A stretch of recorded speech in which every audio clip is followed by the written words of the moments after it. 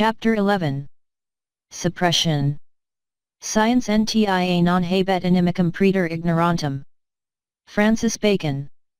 The final issue now requires careful and unbiased consideration based on the evidence which has been produced in the earlier pages, as well as in the two preceding volumes of this trilogy, exhibiting in detail how and why it has been possible for the world to have been led astray for so many centuries in regard to the history and geography of the earlier world as it actually was, which also, in many respects, racially for one, has successfully fooled the world in relation to the past and which, I may suggest, has its repercussions to the present day.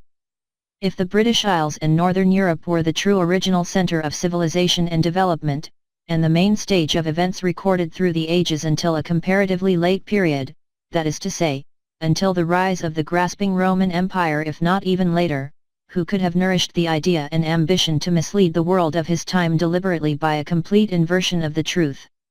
And who, inspired with such an intention, could have possessed the power to carry it through? The inescapable conclusion is that it was deliberate and intentional. It was a carefully conceived stroke of policy by an interested party to transfer the history of the past from the north to the south. It was, moreover, engineered comparatively late, as may be traced in occasional references in classical works of, mainly, Greek writers. The answer to the question of who could have nurtured such an ambitious project, and with the power and ability to carry it to completion, requires really no answer. Only one historical figure possessed the power, influence, and the motive. The evidence is overwhelming. Constantine the Great, in his reign the dictator of the entire civilized world, whose ambitious aims and overwhelming power made no task insuperable, according to his determined imperial policy to establish Christianity as the religious faith throughout the Roman dominions. It was no hastily considered act of statecraft, but one to which he devoted his later years, and he showed great patience and tolerance with difficult Christian clerics. In deciding to remove the scenes of Christianity from their true source to the advantage of the Roman Empire, as he conceived it, he was naturally oblivious to such later sciences as archaeology, antiquities, anthropology, history, and geography. The greater surprise is, perhaps, less that his power and influence established a false Holy Land in the south under the aegis of Rome, but rather that his deception has successfully thrown dust in the eyes of the world to the present time, and will probably continue, for our modern world, which prides itself on having accumulated all knowledge, hugs many illusions to its bosom, and hates to admit its errors. It is not for me to criticize his motives, to bring about the adoption of Christianity in the then heart of the civilized world. I only present the facts. Whether his policy was to the benefit of Christianity in the end is for others to decide. To this end, indeed, when he became omnipotent, he devoted his life. The cynic might allege that, had he left aside the question of faith, Christianity in the north might have died out like other faiths. This remarkable prince, one of the greatest historical figures of all time, beside whom most of the emperors and Caesars were little more than provincial-minded tyrants, playing for their own hands, rose to the greatest heights mainly by his own genius, and when in his 30s became the one-world autocrat in the true sense of the word, from the Atlantic to the Indian Ocean. He left behind him a settled and united empire ruled not by tyranny or persecution but by wisdom, and it was only after his death that decay set in, because his successors were unfitted for the immense responsibility, and were incapable of holding their vast empire together. Constantine was born in 272, the eldest son of Constantius Chlorus, who received the Caesarship of Britain, Gaul, and Spain in 292. In 305, when Diocletian abdicated and forced Maximian, his other Augustus, to do likewise, Constantius was elevated to the imperatorship of the West, and Galerius of the East. He married Flavia Julia Helena in 271, but divorced her in 295 in order to wed Theodora, daughter of Maximian, a political alliance, such being frequently contrived by ruling Romans and others. Although Constantine's origins and upbringing offered him opportunities for high office, he had entirely to thank his own abilities, which raised him subsequently to become a world dictator at a comparatively early age. Gibbon apparently had a poor opinion of Constantine's pedigree on his mother's side. It is surprising that such an accepted authority on this period should have asserted, without the slightest evidence, that the Empress Helena was the daughter of an innkeeper at Drepanum, in Turkey.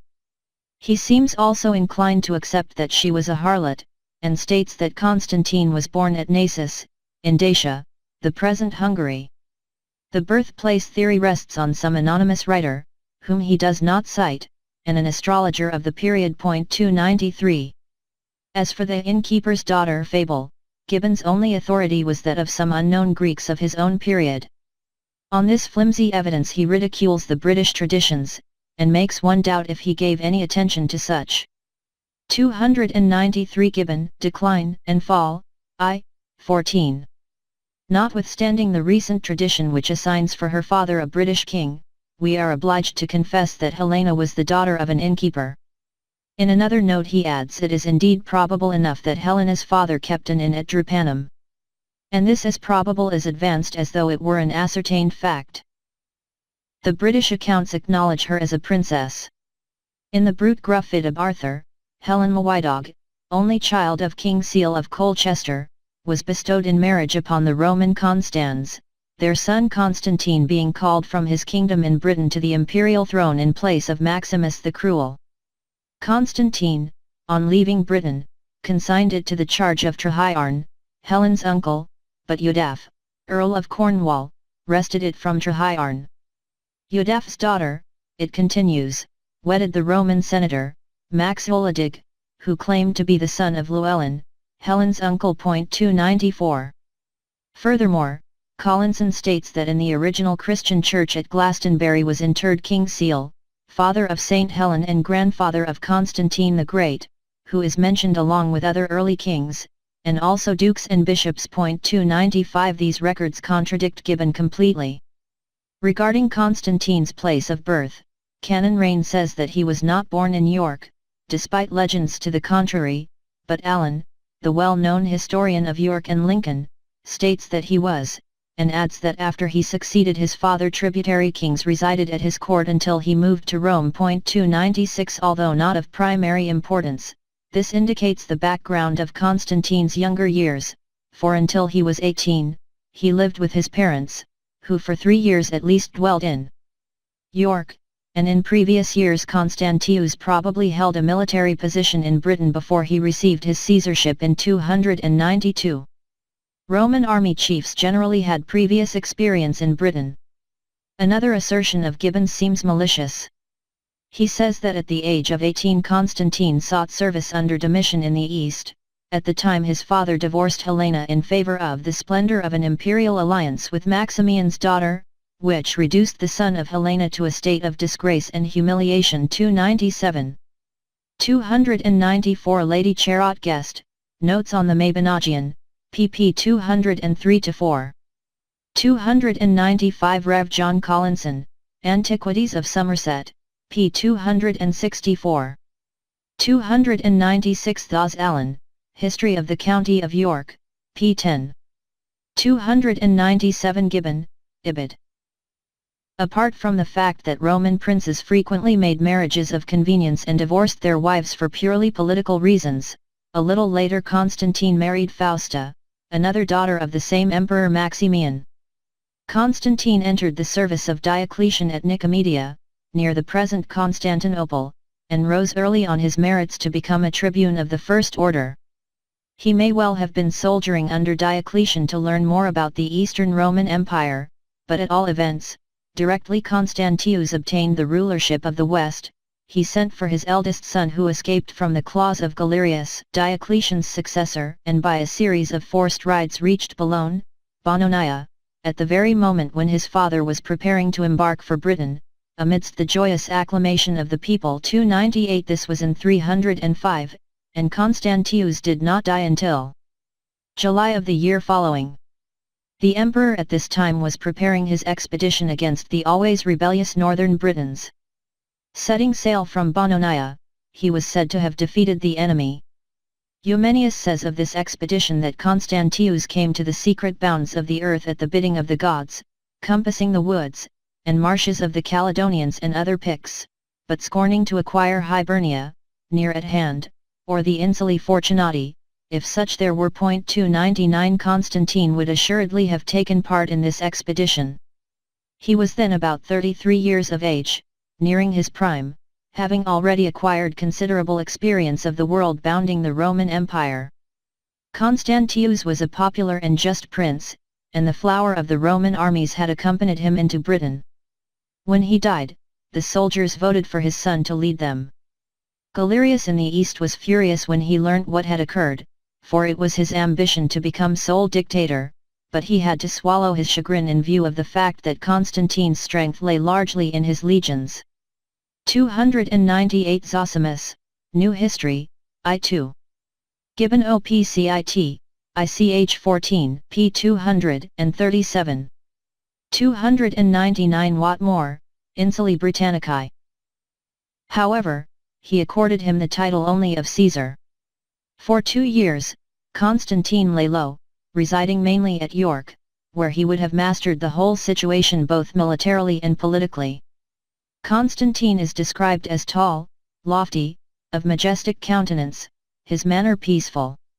Strength and activity were displayed in manly exercises, and he led a vigorous life of chastity and temperance.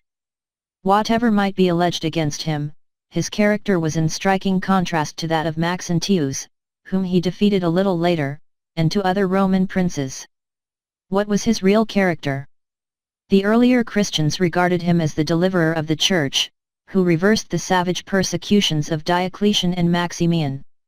His opponents, the pagans, if we accept the extreme criticisms of Zosimus, proclaimed him as a bloody tyrant and an imperial murderer.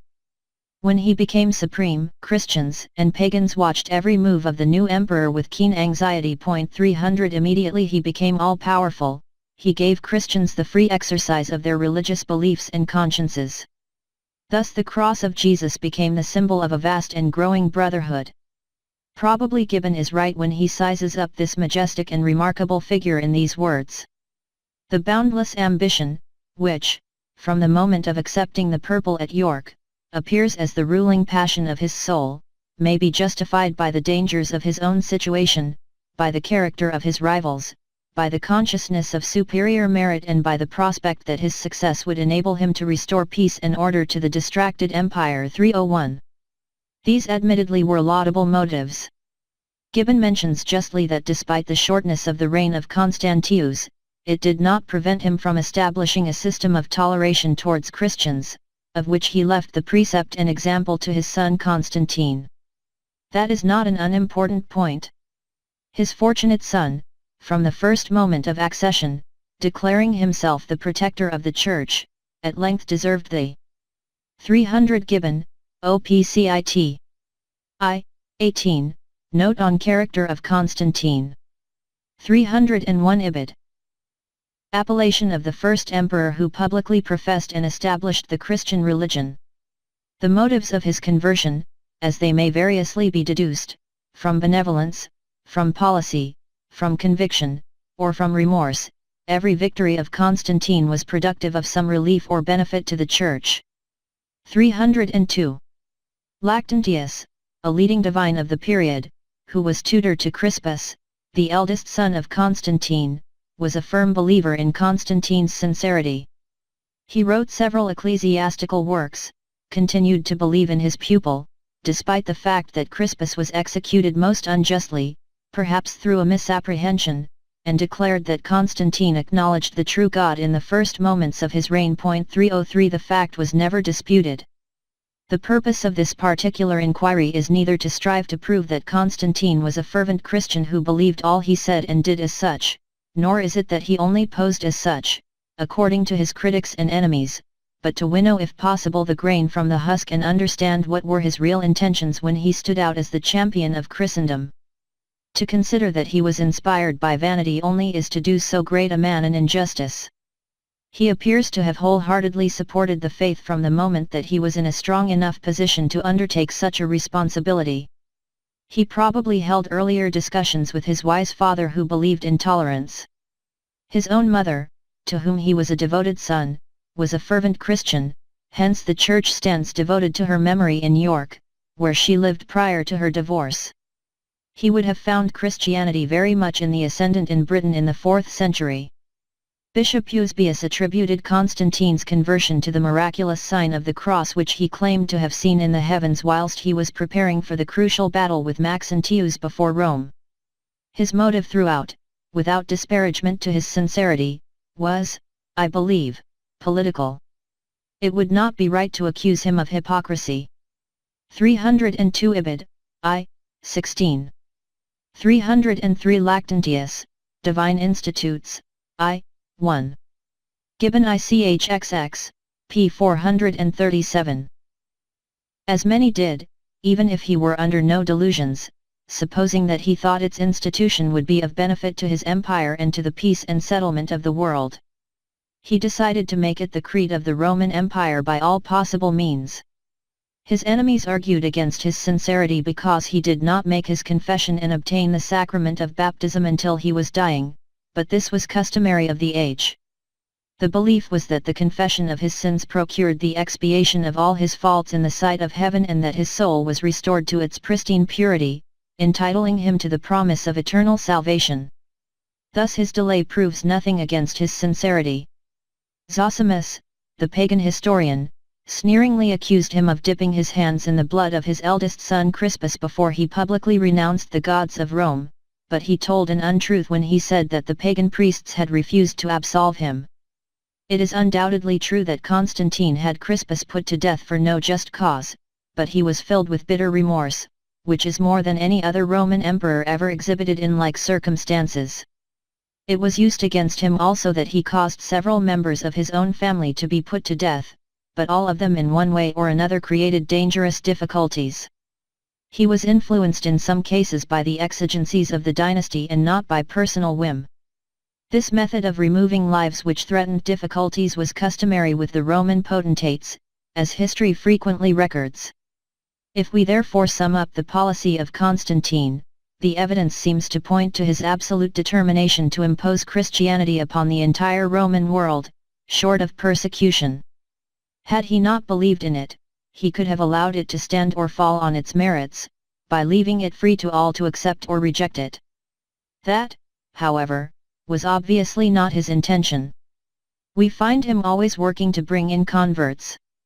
He offered, it was said, a white garment and 20 pieces of gold to every freeman who embraced the faith, and gave freedom to all slaves who did likewise. In Rome in 1 year 12,000 men and a proportionate number of women and children were thus converted. It might be termed bribery, but as far as the emperor was concerned, it proved his serious intent. We find him always desirous of promulgating Christianity without being too cautious as to the manner in which he worked, as long as it was successful. He had great difficulty with the various warring attitudes of his prelates and took enormous pains to try to get them to a common agreement. At the Council of Nicaea, held in 325, the aim was to bring them to settle the vexed question of the Trinity, at which they violently disagreed. The emperor was personally present at most of the sessions, when he modestly seated himself without his usual guards on a low stool in the middle of the hall, listened with patience and spoke with moderation. He humbly professed that he was not the judge of the successors of the Apostles 304 in regard to the Arian controversy, which was the main rock on which the prelates split. He left it to them to decide the dogma, so long as they would agree. That was all he wanted, agreement. It divided them for 6 years. Finally agreement was ratified in the Nicene Creed of Saint Athanasius in 325, and soon after, the Empress Helena was sent to carry out her task at the New Jerusalem. Constantine made his leading clerics his personal friends. Osius, Bishop of Cordova, Eusebius, and Lactantius, were freely feasted at the imperial table in his palace. As he became older, he assumed an air of mildness and even effeminacy, with false hair, dyed various colors and laboriously arranged by skillful artists, a diadem of new and more elaborate fashion, a profusion of gems and pearls, collars and bracelets, and a variegated robe of silk embroidered with flowers of gold. Eusebius explained this elaborate dress as worn for effect upon the public and, dwelling in the East, it was doubtlessly true. Similarly did not Cyrus the Great, also a monarch of wisdom, follow a like principle? The claim that he confused Apollo with Christ is not in the least convincing. He may have utilized designs for coins after Greek coins of Apollo because they attracted the eye. Other coins, on which he is represented standing in a chariot and a hand stretches down from heaven to raise him aloft, were minted after his death. He may easily, however, have approved of such. 304 Eusebius, Life of Constantine, I. 6, 6-12. Designs. They were what we term propaganda. Anyhow, these childish criticisms of him reveal small-minded critics. Zosimus, his arch-critic, who impugns his sincerity in every way, says that he made Constantinople his capital because the Romans detested him. He offers not a shred of evidence. It is true they would have preferred their emperor to dwell in the imperial palace, but that is another matter. Constantine had his ideas, and they were big, as to why he preferred Constantinople for his capital. Gibbon speaks of how, on his last visit to Rome, he insulted his ancestors by a refusal to lead the military procession of the equestrian order and to offer the public vows to the Jupiter of the Capitoline Hill. As he had proclaimed to the world many years before his death that neither his person nor his image should evermore be seen within the walls of an idolatrous temple, his attitude was logical and necessary. In the foregoing examination of critical points in Constantine's attitude towards Christianity, in every way he appears to have acted in accordance with his profession that he was a Christian. The efforts to make him appear a hypocrite may well rebound to the discredit of their inventors. If he did not believe in Christianity, he kept the knowledge severely to himself and took every possible step to support and strengthen the cause. However, now we come to consideration of him in relation to the reconstructed New Jerusalem planted down not too far distant from his capital, Constantinople.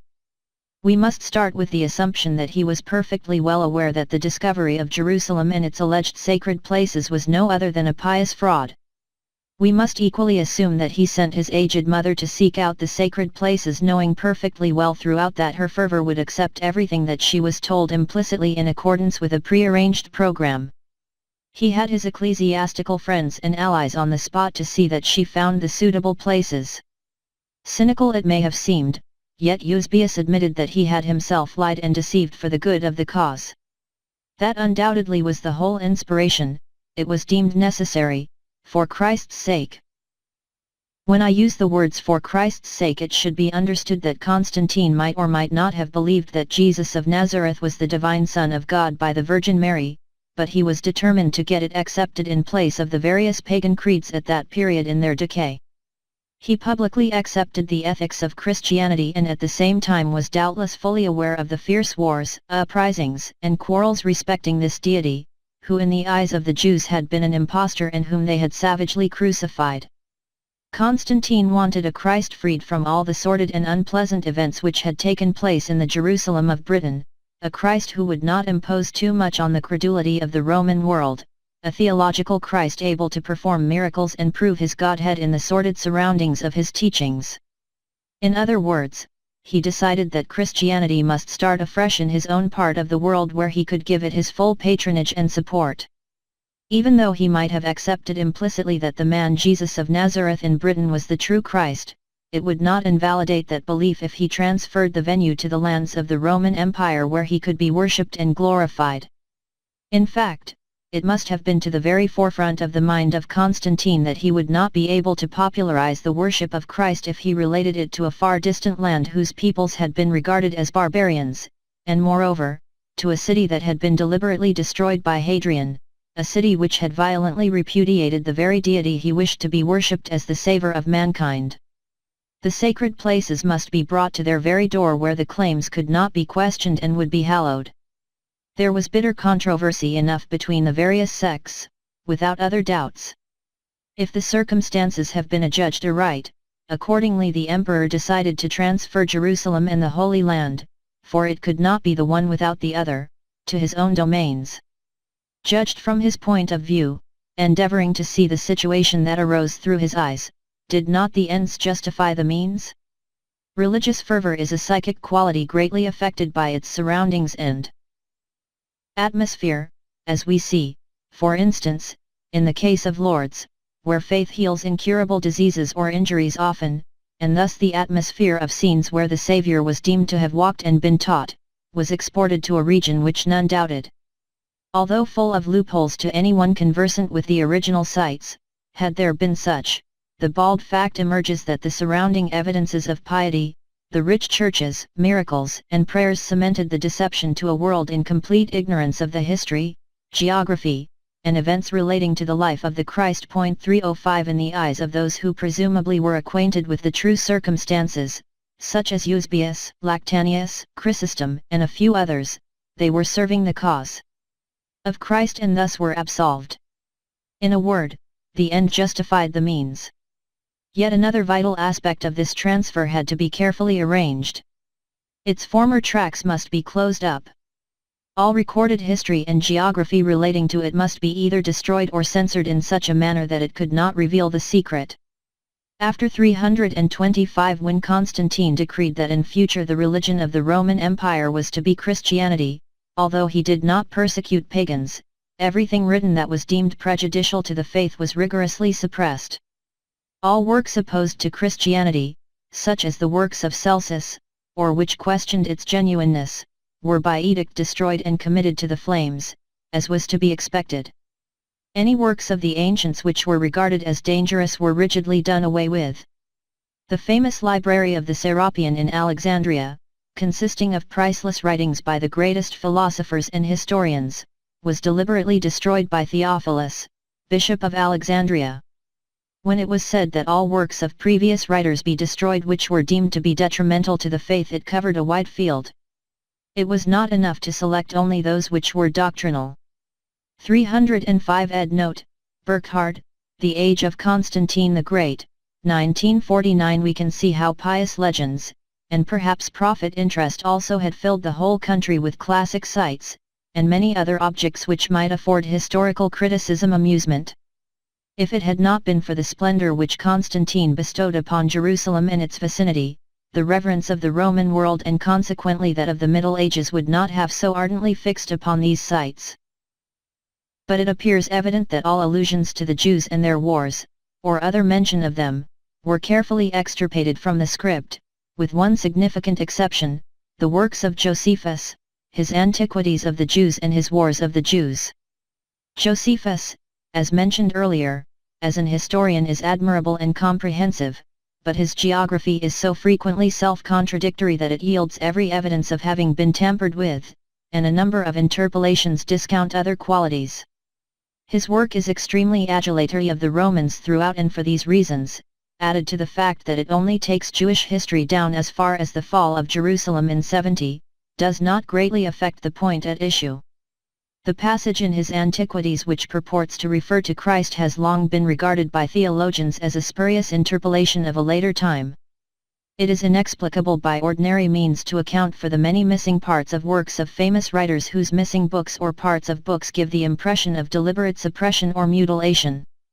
Professional scribes made copious copies of famous writers for their patrons or for libraries, and therefore these strange gaps are significant, as though wrenched away for some reason from their contexts before and after. I append a brief list of a few of these. Appian, an Alexandrian, time of Trajan, Hadrian, and Antonius Pius, wrote a Roman history in 24 books of which only fragments remain. Claudian, a late classic poet, some of his poems only are extant. He wrote of events. Curtius, lived 1st century AD. Wrote 10 books on Alexander the Great, the first 2 missing and considerable gaps in remainder. Diodorus Siculus, time of Caesar and Augustus, travelled a considerable amount. Dion Cassius, born 155 AD. A leading Roman historian, wrote 80 books from Aeneas, the first 35 lost, 36 to 54, 74 BC to AD 10, complete, remainder mere epitomes. Josephus, born 37 AD in Jerusalem, Vespasian took him prisoner, and his life was saved by the intercession of Titus, whom he accompanied to Rome, and dwelt there subsequently. His works reveal interpolations by later hands and are often contradictory. Polybius, lived 204–132 BC. Roman historian, wrote 40 books from 220 BC, of which the first 5 survive, but only extracts or remnants from the rest. Porphyry, Greek philosopher, born 233 AD. His work critical of Christianity destroyed by order of Theodosius. Strabo, Greek geographer and historian, born 64 BC. Lived during reign of Augustus, his history of 43 books completely lost, his geography 17 books, intact except book 7 lost. Tacitus, born 58 AD. History of his own times in 5 books survives but last book mutilated, his Annals, from the death of Nero, 14–68 AD, of which most of the 5th book is lost, also 7th, 8th, 9th, 10th, beginning of 11th and end of 16th. The Annals are largely a record of Agricola's activities against the Britons. One could expect a book, or possibly occasionally more than one book, to be missing from prolific writers, but when it comes to the almost complete loss of important works from such authors as Curtius, History of Alexander the Great, Diodorus, 25 books mere fragments, Dion Cassius, only vestiges from 10 BC, when so much was happening, Strabo, his history completely gone, Polybius, who should have written fully on the Jews, and Tacitus, with his annals so incomplete, it creates a suspicion of a severe censorship which destroyed with ruthlessness any evidence relating to the past which was regarded as inconvenient. When Constantine raised the Christian Church to the level of a state organization with absolute powers over the minds and consciences of all persons, it walked through the wide open door straight into the imperial palace. It became a repressive system to be imposed on everyone from the standpoint of knowledge. It banished the ancient forms of culture, science, and poetry. Men indulged in barren debates on theological differences, and the philosophy of the former great thinkers of Greece and Rome was stifled. What it also accomplished was to undermine the history of the past, which was intimately related to the geography and surroundings, by lifting it bodily from its true setting in Britain and planting it down in the Near East or contiguous spots in order to suit the policy of the emperor and the Roman Church which took over from him. A vast amount of literature exists dealing with the theological aspect of Christianity as given to the world by the policy of Constantine, but little attention has paid to the motives which induced him to discover Jerusalem, and hitherto forgotten for over 2 centuries, or why he set out to popularize it. In the early centuries before his age, it is true that Christianity was regarded as an offshoot of Judaism, and was accordingly exposed to the odium which attached to the Jews and their aggressive religion. The Roman state, in establishing the principles of Christianity, promising forgiveness of sins to the penitent and a life hereafter of happiness and bliss, could not at the outset be hampered by the paganism of the past, the former human sacrifices offered up by the Jews, and its other superstitions. Moreover, Britain itself was largely sunk in gross superstitions including belief in a pagan underworld, leading to vain sacrifices, and there is no denying the fact that the worship of the infernal deities, together with human sacrifice and strange rites, continued in the West, and especially in Britain, to a comparatively late day. Low Thompson says of it, "Directly the Church was strong enough, that is to say tentatively in the 12th, and more decisively in the 13th century, it began a deliberate campaign against a definite heathen religion, which was most devilish. It has all the marks of a native growth, deep-rooted in the wild heaths and the untutored hills." 306. 306 Ed Note, Rev. S. R. Driver, Modern Research as Illustrating the Bible, 1909, p. 11. The languages in which the Bible is written, Hebrew, Aramaic, and Greek, are all, virtually, dead languages, and the text of the Bible has come down to us in manuscripts, none, except for a few fragments, older than the 4th century of our era, and of the Hebrew MSS, none older than the 9th or 10th century AD. Texts handed down in this way from ancient times are all liable to corruption in the process of transcription, and the MSS of the Bible form no exception to the rule. These reasons are important, for although Constantine may have regarded Christianity as the essential form of religion for the Roman Empire, he had the task of linking the past of Judaism with it in such a manner as would be least prejudicial to its acceptance. It was, in short, considered of the utmost importance to remove the origins of the new faith, the birthplace of Jesus, scenes, and his place of death from their true setting, on his own doorstep, to the present Palestine. It may seem to be a severe reflection upon scholarship that since the Reformation period, when the door to the knowledge of the past has been wide open, few appear to have taken the trouble to inquire deeply into Constantine's motives. Historians only reveal interest as to whether he was a genuine believer or not. Few, if indeed any, have given a thought to the terrible havoc he created in classic work, and knowledge of geography, which as such had no bearing on the merits of Christianity, threw a direct light on that part of the civilized world where Jesus himself dwelt and died, and of the apostles subsequently. If we look at this aspect in a wider sense, with which this current work was concerned from the commencement, we see that all traces of the early civilization arose in the north. That the Greeks originated in Scotland has been substantiated in 100 different ways, although in course of time for various reasons numbers of them migrated to the more southern lands, and possibly much of what is now Turkey. Such movements must have been gradual, influenced in part by wars and largely owing to the slow but steady deterioration of climate such as has forced the Western Highlanders and Icelanders to desert their primordial homes, open to the blasts of the Atlantic gales, and to the advance of the invading ocean.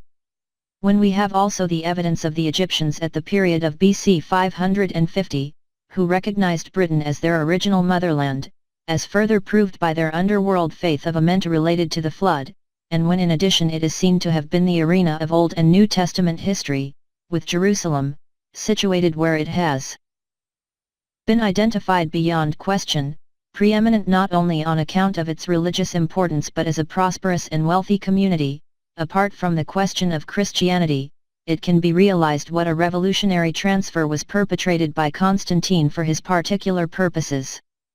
With the destruction of all works which could throw a light on this aspect of the past, everything bearing on its history and geography has been lost or carefully censored. The history of the past was artificially transferred to the Mediterranean and the lands in Western Asia, which close investigation exposes. That this geographical transfer fails to agree with the historical sites is proven by such sciences as anthropology, archaeology, antiquities, folklore, place names, and the psychology of racial characteristics. Yet, the fact that it has persisted for over 1,600 years offers a sad reflection upon the operation of the herd mind which accepts without question the orthodox dogma of the schools. In this matter, since the time of Constantine, the blind have led the blind. Far more able pens than mine have described the suppression of knowledge through the original policy of the Roman emperors.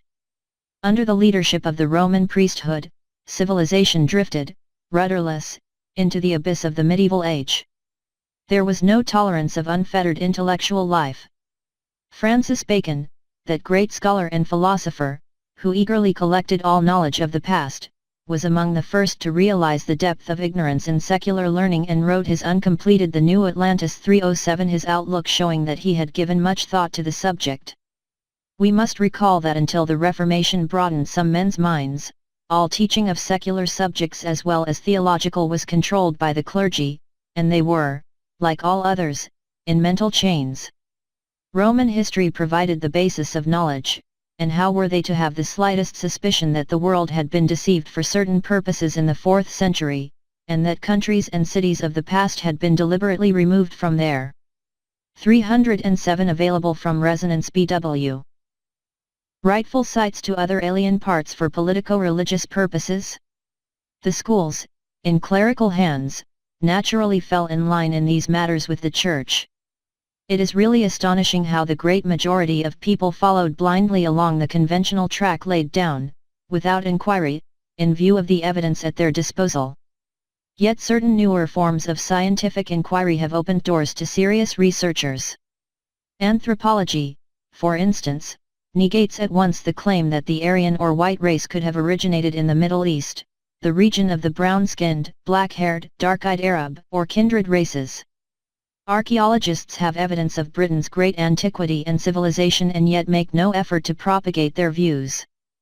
Past geography lies open to severe revision if the student devotes comparative study to it. Let us, however, bear this much in mind that, had it not been for the fact that a great deal of corroborative evidence had existed in Britain itself which Constantine and his followers could not eliminate, it would have been difficult, if not impossible, to trace Jerusalem, Babylon, and other famed biblical or classic sites to their true destination. Moreover, had not Plato in the first place in his dialogues left behind him a priceless clue in his account of the island of Atlantis, there would have been nothing in the first place to arouse doubts in regard to the prehistory and accordingly its accompanying geography in relation to the ancient world. Even so, at present, scholars in a groove brush it aside with a frown of disapproval as a mere legend or tradition, although surely Plato was an authority whose words should carry great weight and lead to inquiry. Unfortunately, the generality of people only believe what they wish to believe and cordially detest having their conventional credo questioned. It is remarkable, however, how short is the memory of mankind in regard to the past. As the learned priest of Sais told Solon of his own country and city, "There is no old opinion handed down among you by ancient tradition, nor any science which is hoary with age." 308. 308 Plato, Timaeus, 22. Josephus likewise spoke slightingly of the Greeks in relation to their own history. Almost all which concerns the Greeks happened not long ago, nay, one may say of yesterday only. 309. He queried the antiquity of their cities, their arts, and their laws, and ridiculed their records, doubting their knowledge of their own motherland. But as for the place that the Greeks inhabit, 10,000 destructions have overtaken it and blotted out the memory of former actions, so that they were ever beginning a new way of living and supposed that every one of them was the origin of their new state. 310. This reproach might have been justified, and certainly the Scots to this day are evidently unaware of their distinguished history, yet we have to recall that the Panathenian festival, so solemnly celebrated every 5th year in Athens, fully recorded the war in Atlantis and the great catastrophe as well. In addition, throughout the ancient Hellas, did not the survivors engrave large stones, of which the famous Golspie stone is one, to preserve forever, as they hoped, the knowledge of that tenebrous event? Yet, sad to relate, as though supporting the reproach of Josephus, if any stone can be termed sacred, these sacred stones lie neglected and ignored in Scotland, where time and weathering have very largely obliterated their symbols, which are irreplaceable records of a vital period in the history of mankind. No scholars, it would appear, came forward to refute the complaints made by Josephus against the Greeks, any more than that geographers, when they discovered that the red-haired and blue-eyed Thracians, described by Herodotus as the most powerful people in Europe if they combined, were unknown in the Mediterranean regions, concluded that they were extinct. As though 309 Josephus, against Apion, I, 2. 310 Josephus, against Apion. A complete nation could vanish without a trace.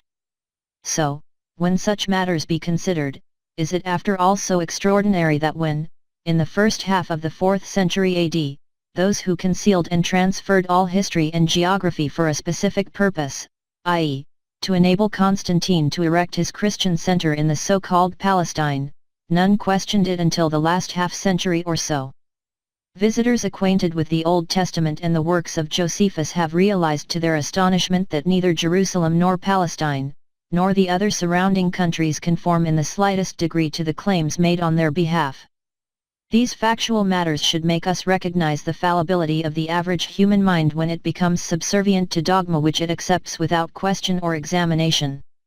It explains why for long centuries Europe, with the exception of a handful of adventurous mariners from Ireland and Spain, who had crossed the Atlantic Ocean, disbelieved that there could possibly be another continental land in the west because the Pope had decreed against it. Constantine the Great deceived the world for reasons which he believed to be necessary and essential to the well-being of the civilized world of his period. The miracle is far less surprising in that he was entirely successful, and that he was able to throw dust in the eyes of succeeding generations, which deception continues to the present time in relation to classic and Bible geography, thus affecting history, and that the modern scholar contentedly dwells as a faithful follower of the greatest hoax ever perpetrated on an unsuspecting world. Whether the evidence I have produced and the reasons advanced have operated against the fervency of many Christians, subconsciously or otherwise, may be a matter of opinion, but I venture to make a plea that, in the interests of truth regarding the birth and rise of Christianity, the true land of its origin should be made a matter of world concern. A revision of the life and scenes rendered immortal as relating to Jesus of Nazareth might prove of inestimable benefit to our present age where we are faced, let it be admitted with sorrow, with growing indifference to any faith and open agnosticism. Many regard Jesus' life to a large extent as mythical, and others have doubts of a Christ who lived amongst the Jews in the Near East, in the heart of the supposed mission, where we find none of the characteristics of a Christian land, where there are comparatively few Christians, and where the Prophet Muhammad has completely triumphed as a religious system of faith.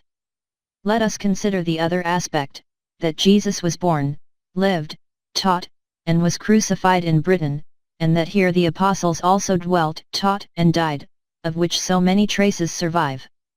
Once it was realized that here lay the sacred sites, many would doubtlessly make pilgrimages to the sacred sites. Investigations could be carried out by archaeologists and antiquarians in directions hitherto ignored.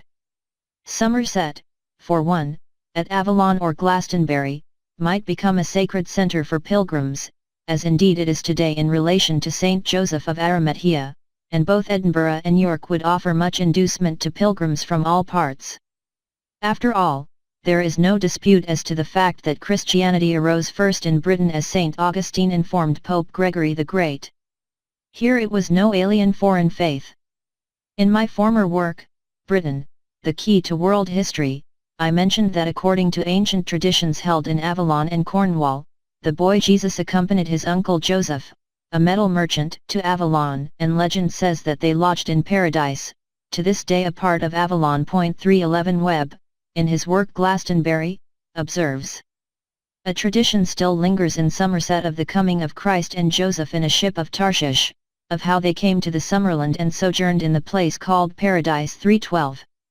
Joseph is said to have been the younger brother of the father of the Virgin Mary, and hence was the great-uncle of Jesus. The historian Gildas, AD 520 to 560, whose bones rest at Avalon, wrote: "We know that Christ the true Son afforded his rays, to this island during the latter part of the reign of Tiberius Caesar." 311 Britain, the Key to World History. 312 Webb, Glastonbury, p. 20. Tarshish or Gades was on the site of Bristol, at the mouth of the Avon. Christ was crucified in the 17th year of Tiberius, who died within 5 years after, the crucifixion being in AD 32, and Joseph erected his church circa AD 38.313. There is indisputable evidence that Saint Joseph came by ship to Somerset, after fleeing from Jerusalem, Edinburgh, landed at Avalon, with certain disciples, and climbed Weary-all Hill, bringing with him the sacred chalice from which Christ traditionally dispensed the wine at the Last Supper, the Holy Grail of British tradition, and secreted it at the foot of Glastonbury Tor. Legend says further that from the place of its sepulchre there gushed forth the blood spring.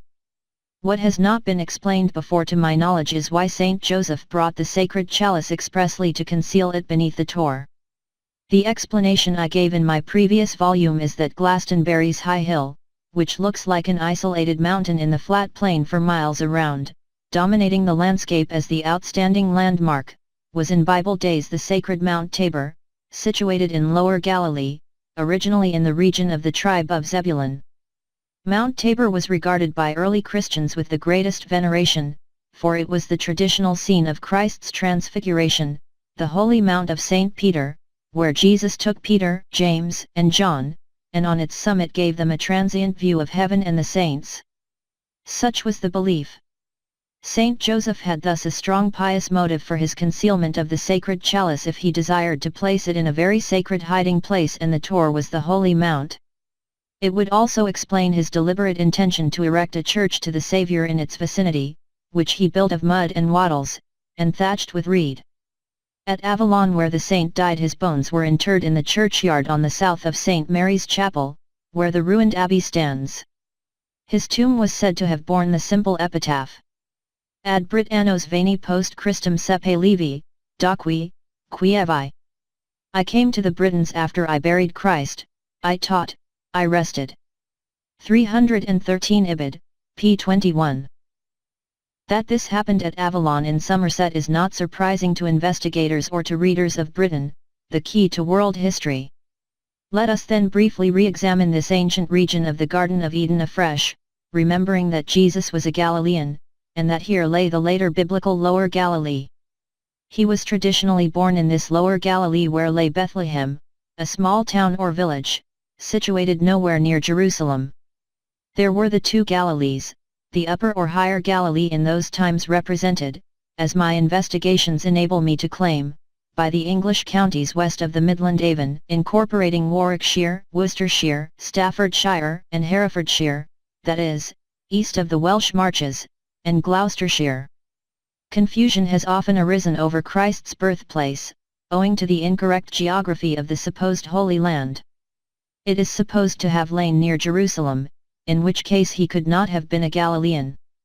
Bethlehem's first mention is when Jacob was told to go to Bethel and dwell there and make an altar, Genesis 35, 1-6. Previously the patriarch had stayed at Bethel, on the memorable occasion when he laid his head on a stone and dreamed of heaven, whereby, when he awoke, he anointed the stone with oil and set it up. That same stone I believe to be the coronation stone, Leah Phael, taken later to Jerusalem, removed by Jeremiah when the city was taken by Nebuchadnezzar, transferred to Wales then to Ireland, subsequently to Dunstaffnage Castle, Oban, thence to Scone, where it was captured by Edward I, and finally brought to London. Bethel signified a sacred stone, hence the name of the site. The Israelites in early days worshipped certain igneous composite stones. Bethel adjoined Ajalon or Avalon, and may be identified with Weary-all Hill, part of the present Glastonbury area, by the Abbey ruins. When Jacob went to Bethel, by divine command, there was but a little way to come to Ephrath, which is Bethlehem, 3:14, Genesis 35, 16-19, telling us that it lay quite near Bethel or Ajalon, which places were in Havilah, Avila, also variously called in Bible texts Ai, Ijah, Hai, Ajalon, and Ajalon. Abram in his journeyings to the south. 314 Rebekah died at Bethlehem Ephrath in giving birth to Benjamin. Went even unto Bethel, unto the place where his tent had been at the beginning, between Bethel and Hai. Genesis 13, 3. With these indications Bethlehem could not have been far distant from the present Avalon, where was the mountain then called Ai or Hai, and Bethel. This mountain was later named Mount Tabor, now Glastonbury Tor. Bethel, as Weary-all Hill, lay a little west. Ephrath, or Ephrata, used only in connection with Bethlehem, signified abundance or fertility. Later it became famed as the birthplace of David, for Ruth gleaned at Bethlehem in the Ephrath of Boaz, who wedded her. She gave birth to Obed, and Obed begot Jesse, and Jesse begot David in Galilee, Ruth 4:22. Nothing whatever to do with David's city, the citadel and palace in Jerusalem. This clarifies the passage in Luke's Gospel, which says, Joseph went up from Galilee, out of the city of Nazareth, into Judea, unto the city of David, which is called Bethlehem. Luke 2:4. This again indicates that Bethlehem was the home village of David. The term Judea was used in the period of Christ to include, besides Judea itself, the Galilees and also Idumea, originally Edom, for in the reign of Herod the Great they were all known as part of the Judean regions. These straightforward references mainly indicate that there was only one Bethlehem and that it was situated not far from Avalon and Bethel, that it was in Lower Galilee, and in the region held by the tribe of Zebulun in a previous age. Zebulun in its bailiwick included Mount Tabor and Ajalon, and stretched down to the border of Sidon, which famous Phoenician port, I was able to indicate in Britain, the key to world history, stood originally on the site of the present South Devon town of Seaton, whose frontier stretched north as far as Hampden Hill, a very ancient settlement, lying a little way south of Ilchester. 315 Zebulun, said Jacob on his deathbed, shall dwell at the haven of the sea, and he shall be an haven for ships. and his border shall be unto Zidon. Genesis 49:13. All this fits in with the locality. 315 Britain, the key to world history. Of Zebulun, and the allusion to the haven of the sea, a haven or harbor for ships, appears to relate to Avalon, which was an important maritime harbor in distant times. The Rev. Mr. Marston, who wrote a learned monograph on Avalon, claims that it was a capital, as indeed it was, enjoyed a large manufacturing trade, and was a port for ages before it earned a reputation for sanctity. 316. We should not overlook the importance of Avalon as a haven for ships in those distant days, when its shallow inland sea, called Uxella by the Romans, was the biblical Sea of Galilee, at which period Avalon was an island on its shores, apparently linked to the mainland by a causeway from the foot of the Tor leading to the neighboring towns and villages, with another leading to Street, the existing village beyond Weary-all Hill.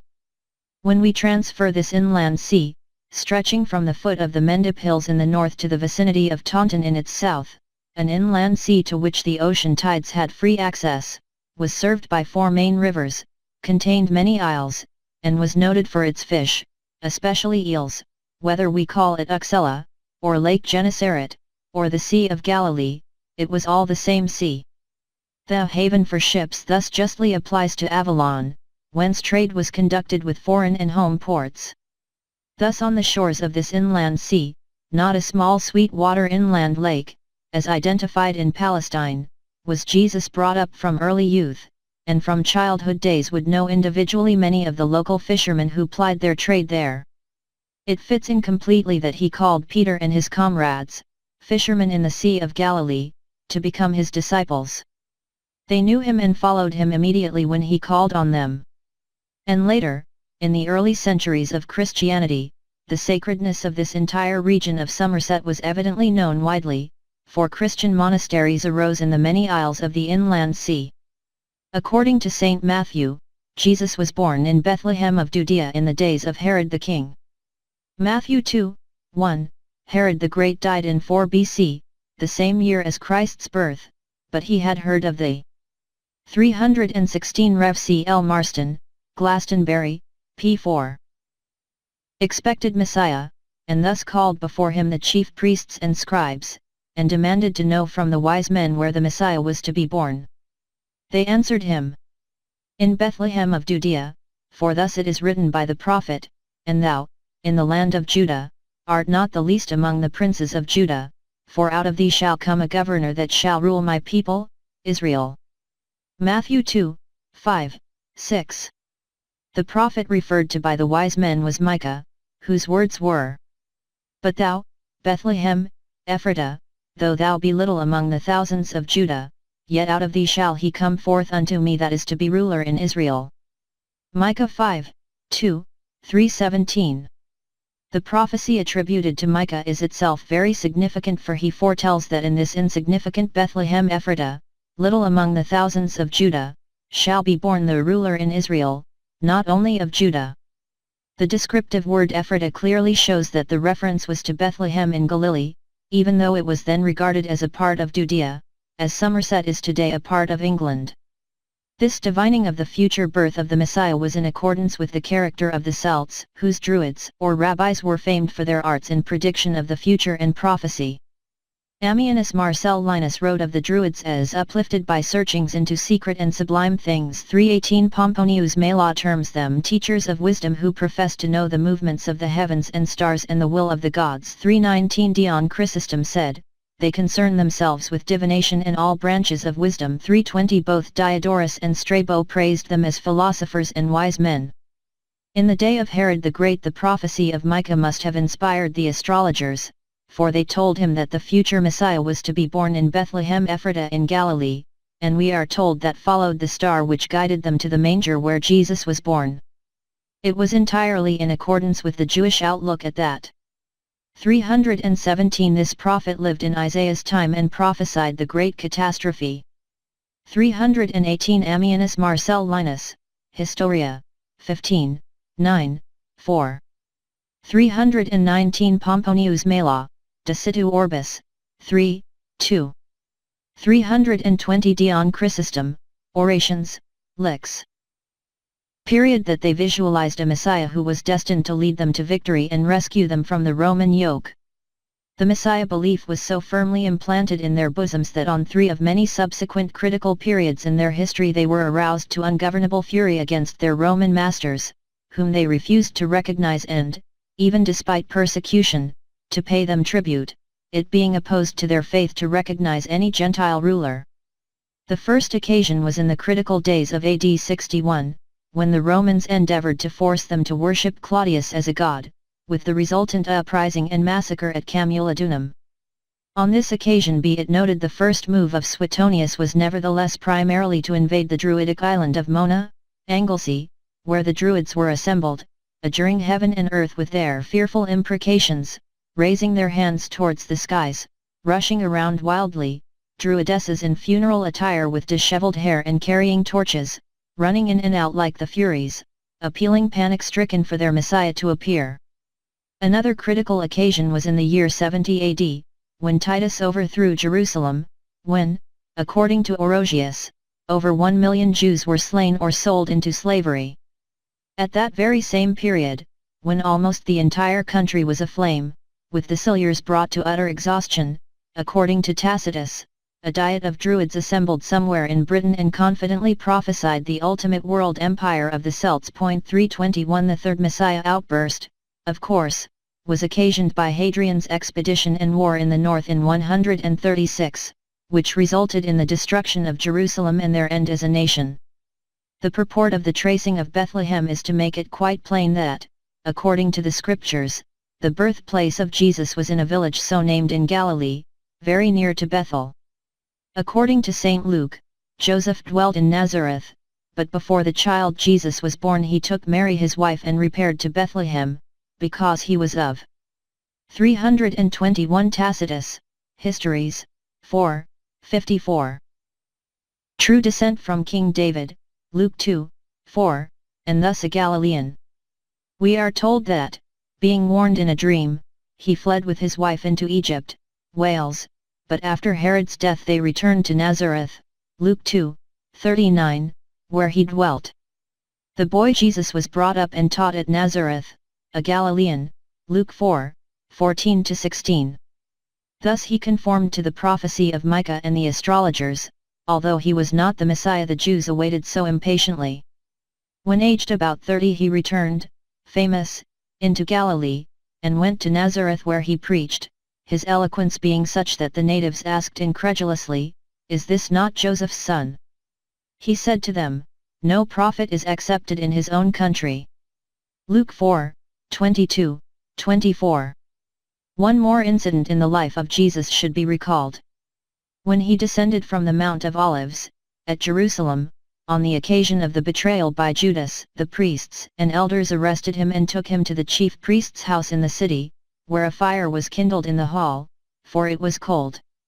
It was then that Peter, who had followed the Master and sat down beside him, was accused of being a disciple and denied it, whereupon, one of them said, "Of a truth this fellow was with him, for he is a Galilean," which was a term of reproach then and later.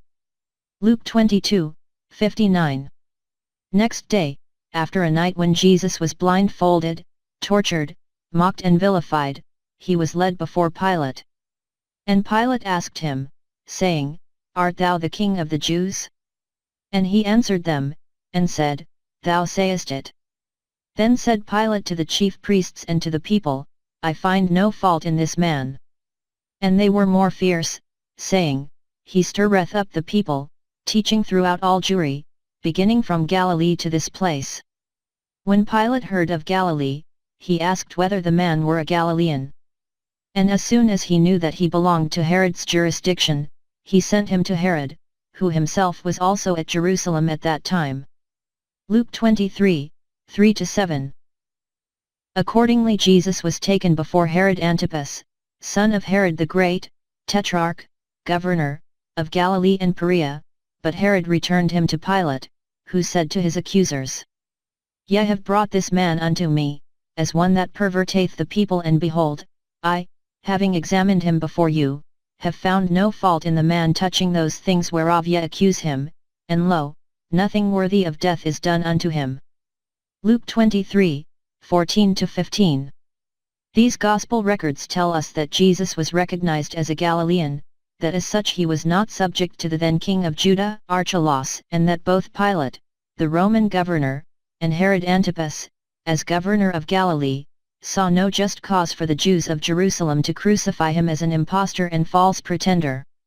The intolerance and savage temper of the people of Jerusalem towards Jesus, who never claimed to be the Messiah, has, throughout the ages, heaped hatred and distrust on all Jews.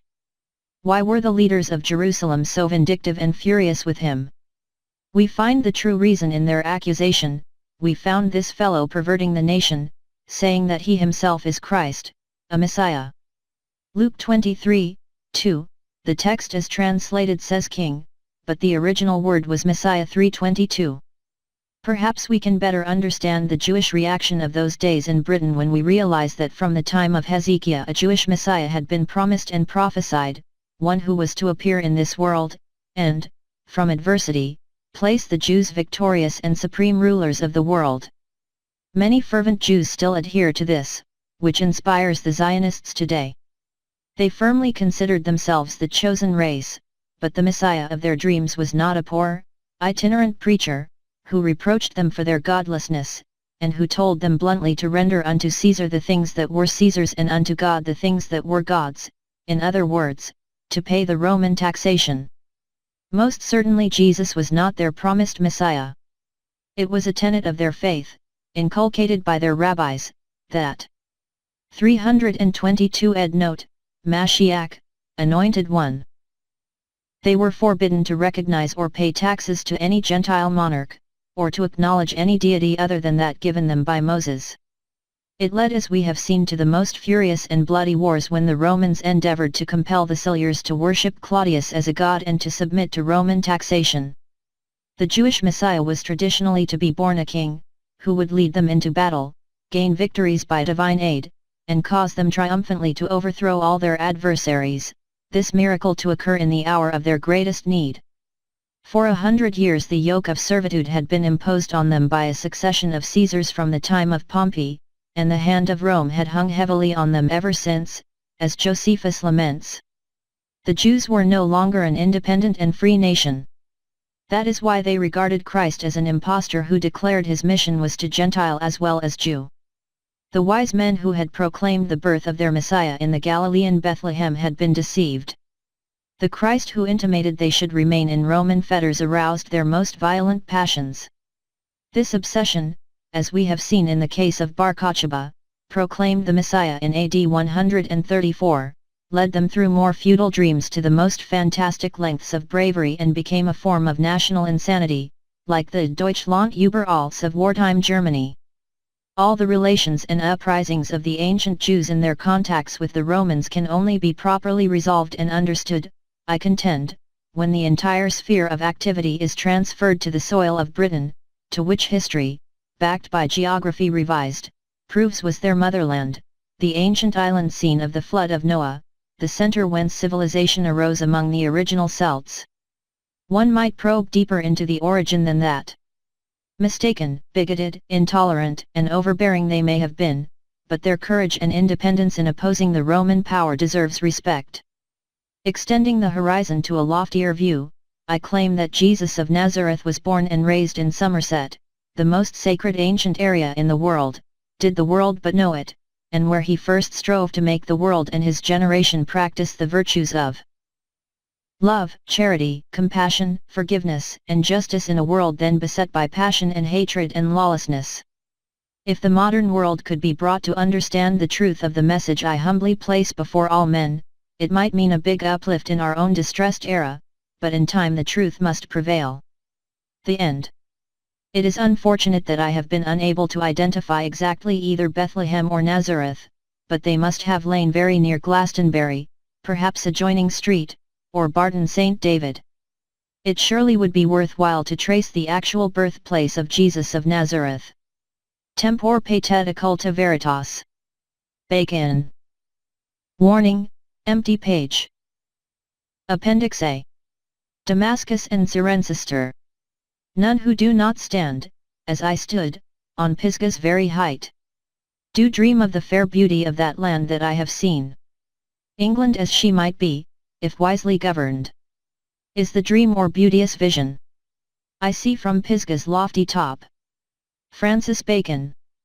Although Damascus was a most important city from the very earliest times, preceding the coming of Abraham and long before Babylon emerged or Jerusalem became the capital of the Judeans, comparatively little has passed down to us regarding its history, and such as exists is scrappy.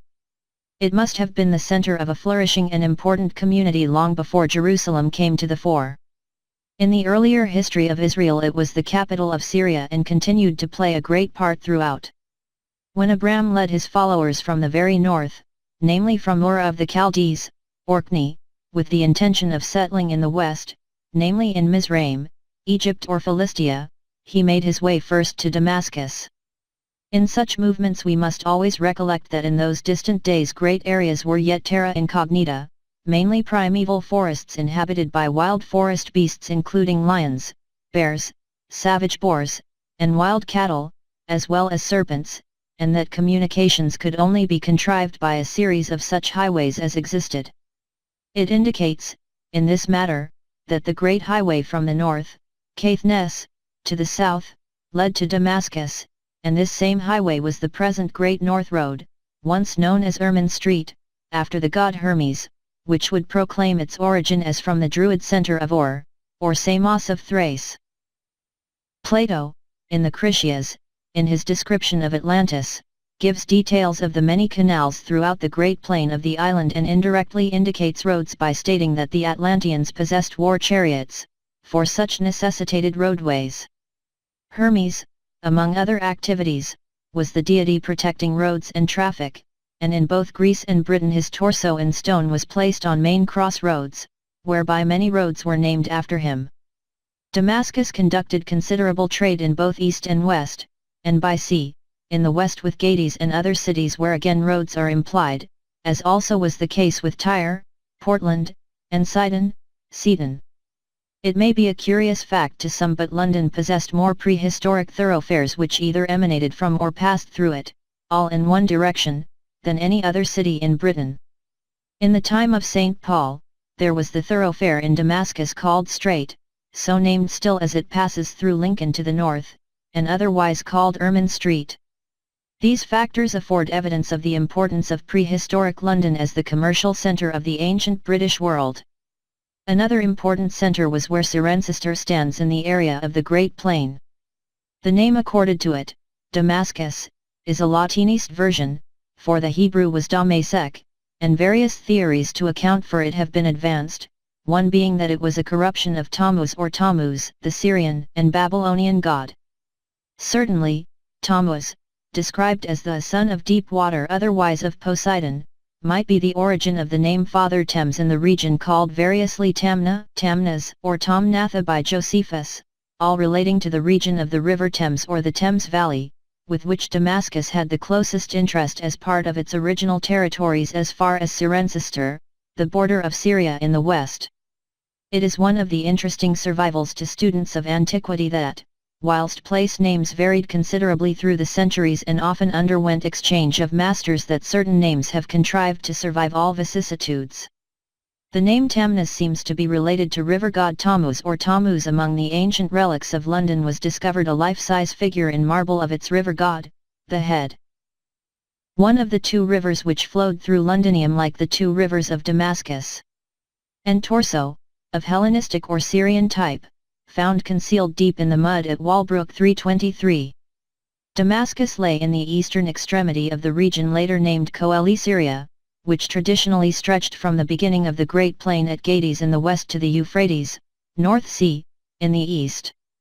In Coeli Syria were such districts as Bashan adjoining a part of Gilead, the chalk country, where of old, in Bashan, ruled Og, a name given to Abram. To modernize these areas, Bashan incorporated much of the present Gloucestershire, and Tamnaz, the Thames Valley, lay east of it. Samson's adopted city, called Timnath, a variation of Thames, lay in Bashan and corresponds with Cricklade, on the upper Thames, which yet bears the name of Saint Samson as a secondary description. Bashan was from the earliest times a part of the territories of the Philistines and Egyptians, otherwise Mizraim, where Abram, by strength of arms, established his power. It was most fertile country noted for its oaks, its bulls, kine, and rams, or sheep. Bordered on the east by the chalk hills of Gilead, it stretched north to Worcestershire, where stood Samaria, to the border of Gadara, as far as the city of Succos, later called Scythopolis, the present little township of Shurston between Bristol and Malmesbury. Northeastwards it reached Cirencester. Long before Babylon rose to prominence, Damascus exercised great political power over these parts in the region of Saron, where stood the city named Heliopolis in the Greek. In later days, after the original downfall of Egypt, Damascus possessed considerable influence in the land of Edom, Somerset, and probably largely influenced the trade between the two, for at the mouth of the Bristol Avon lay Gades, also named Tarshish, with its Decapolis, including Scythopolis, Shurston, Gadara, Clifton, Philadelphia, originally Rabbath Ammon, Bath, and other places of early importance. 323 Gordon Horn, Roman London, p. 220. When we consider the wars in which Damascus was involved with her neighbors, they point to its geographical situation. King David defeated the Damascenes near Euphrates, where Hadadezer later went to recover his lands from David, 2 Samuel 8:3, that is a region abutting on the North Sea. Again in the time of Jehu, king of Israel, Hazael, king of Syria at Damascus, captured Ramoth-Gilead, 2 Kings 9:14-15, Ramoth-Gilead or Ramah adjoined Avabari and Hebron, Barbary Castle. King Hazael smote Israel in Gilead and Bashan, 2 Kings 10:32-3, and for some 60 years Damascus still possessed them, for we find Amos prophesying that Baal would break the bar of Damascus and cut off the inhabitants from the plain of Avon, or Avon, Amos 1:5, and who then ruled in Edom. Therefore Damascus was predominant at that time as far as Somerset and also over Devon and Cornwall, for we learn that later its king made the Edomian king Aretas ruler over much of Coeli-Syria. Josephus describes Aretas, king of Edom, as an Arabian 324, but Arabia is merely a translation of the Hebrew word Arbite, the West. There was no other Arabia in those days. If these problems were given the attention they merit in trying to resolve the history of the past and its relation to Britain, it would reveal that Damascus exercised political power over practically all the south of England, and before the rise of Babylon stretched as far north as the Humber. The Syrians and Egyptians were the two ruling communities in opposition and were frequently at grips in regard to their boundaries. Dorset alone in the south seems to have been independent, but that was Phoenicia with the great cities of Tyre and Sidon with which Damascus carried on considerable commerce. In the records of Egypt, her eastern frontier was protected by Pelusium, originally Philistin Ashdod, which lay to the north of Hebron and Ramoth-Gilead, as discovered by Dr. Lepsius, the painstaking German Egyptologist, who was constantly at a loss to discover any of these territories in the present Egypt. The area first occupied by Abam when he led his Hebrews south, was in the 324 Josephus, Wars, I, 6:2. Eastern parts of Mizraim, land of the Philistines, who were the Egyptians, whom he subdued. It explains why Manetho, the Egyptian historian, in describing the invasion of the cattlemen, Hyksos he terms them, when Abram erected his fortress of Hebron, in the Egyptian tongue Avaris or Avaris, now Avabari, says that the invader selected a strategic post whence he could dominate the Egyptians on the one side, and hold Syria in check on the other, for Hebron was near the Syrian border. 325 As all this region was originally under the appellation of Gilead, the chalk country, as is Wiltshire, the region concerned. In the time of Amos, as seen in his lament, Damascus had seized these very parts. The mention of Cirencester as originally the frontier city of Ashdod, later Pelusium, through which Assyrians, Syrians, and Babylonians in turn had to fight their way when invading Egypt, indicates its important strategic site, although it stood for more than that. The necessity for an invader to overthrow this fortress first is explained by the fact that it controlled the highways from the north to south and east to west, and when in ancient days, and much later, battles were fought mainly by warriors in chariots, the importance of such a fortress is evident. These highways, indeed, isolated the various peoples almost as though they dwelt on islands and communicated with one another by channels. The regions in between, consisting of great forests, thick woodlands, moors, or swamps, absolutely forbade wheeled traffic. It may be claimed with confidence, as the accumulation of evidence has completely proved, that Avebury in North Wiltshire was the biblical Hebron and Ramoth Gilead, so also was Cirencester beyond, known early as Ashdoth Pisgah. Pisgah, the stream, was the specific name given to a certain area beyond the chalk highlands of Gilead, and explained by the Marlborough Downs, termed the Mountains of Abarim in the Old Testament, when the Israelites had gathered together in the time of Moses like a swarm of bees on the border of Moab, now the county of Berkshire. 325 Josephus, against Apion, I, 14, 15. Balak, the king of Moab, anxious as to what would be the upshot of this great mass, called on the prophet Balaam to curse them. And Balak brought Balaam unto the top of Peor that looked toward Shamar. According to Moses, his deity ordered him to go to the top of Pisgah, which was over the valley opposite Beth Peor. Thence Moses climbed up from the plain of Moab to the mountain, or hill, of Nebo, to the top of Pisgah. Deuteronomy 34, 1, he examined the flat country beyond to the north and west. As I showed in detail in my previous volume, all this occurred in the area near Hebron or Abaris, in the mountains, or hills, of Abarim, which occasioned the fears of Balak. Is it scarcely a coincidence that the highest point of the escarpment of hills north of Avebury is named Nebo Farm to this day? Or, that further eastwards, on the borders of Berkshire and Wiltshire, a mile from Membury Camp, we find the height named Balak Farm, 326. In this topography Ashdod lay to the north of Avebury some 2 miles away, and from Nebo Farm less than 15 miles distant.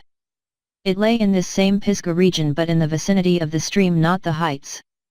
Was it a reference to the stream or streams of the young Thames Basin, about 9 miles distant from Nebo Farm as the crow flies?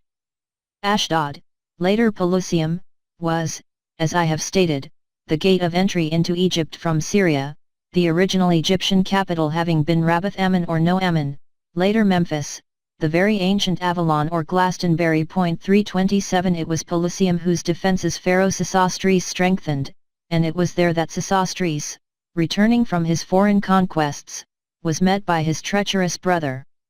As Sesostris was the pharaoh of Moses' time, it was in this period that the Assyrians, first under Shalmaneser and later under Sennacherib, invaded and overran Egypt, and when the latter king also besieged Jerusalem in the reign of Hezekiah.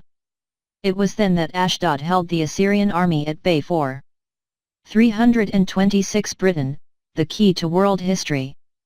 Nebo and Balak offer an extraordinary example of the persistence of place names, affording evidence of a remarkable period of prehistory. 327 Ibid. 3 years according to Isaiah, and here where later when Psammetichus awaited the Persian Cambyses, who died at Damascus.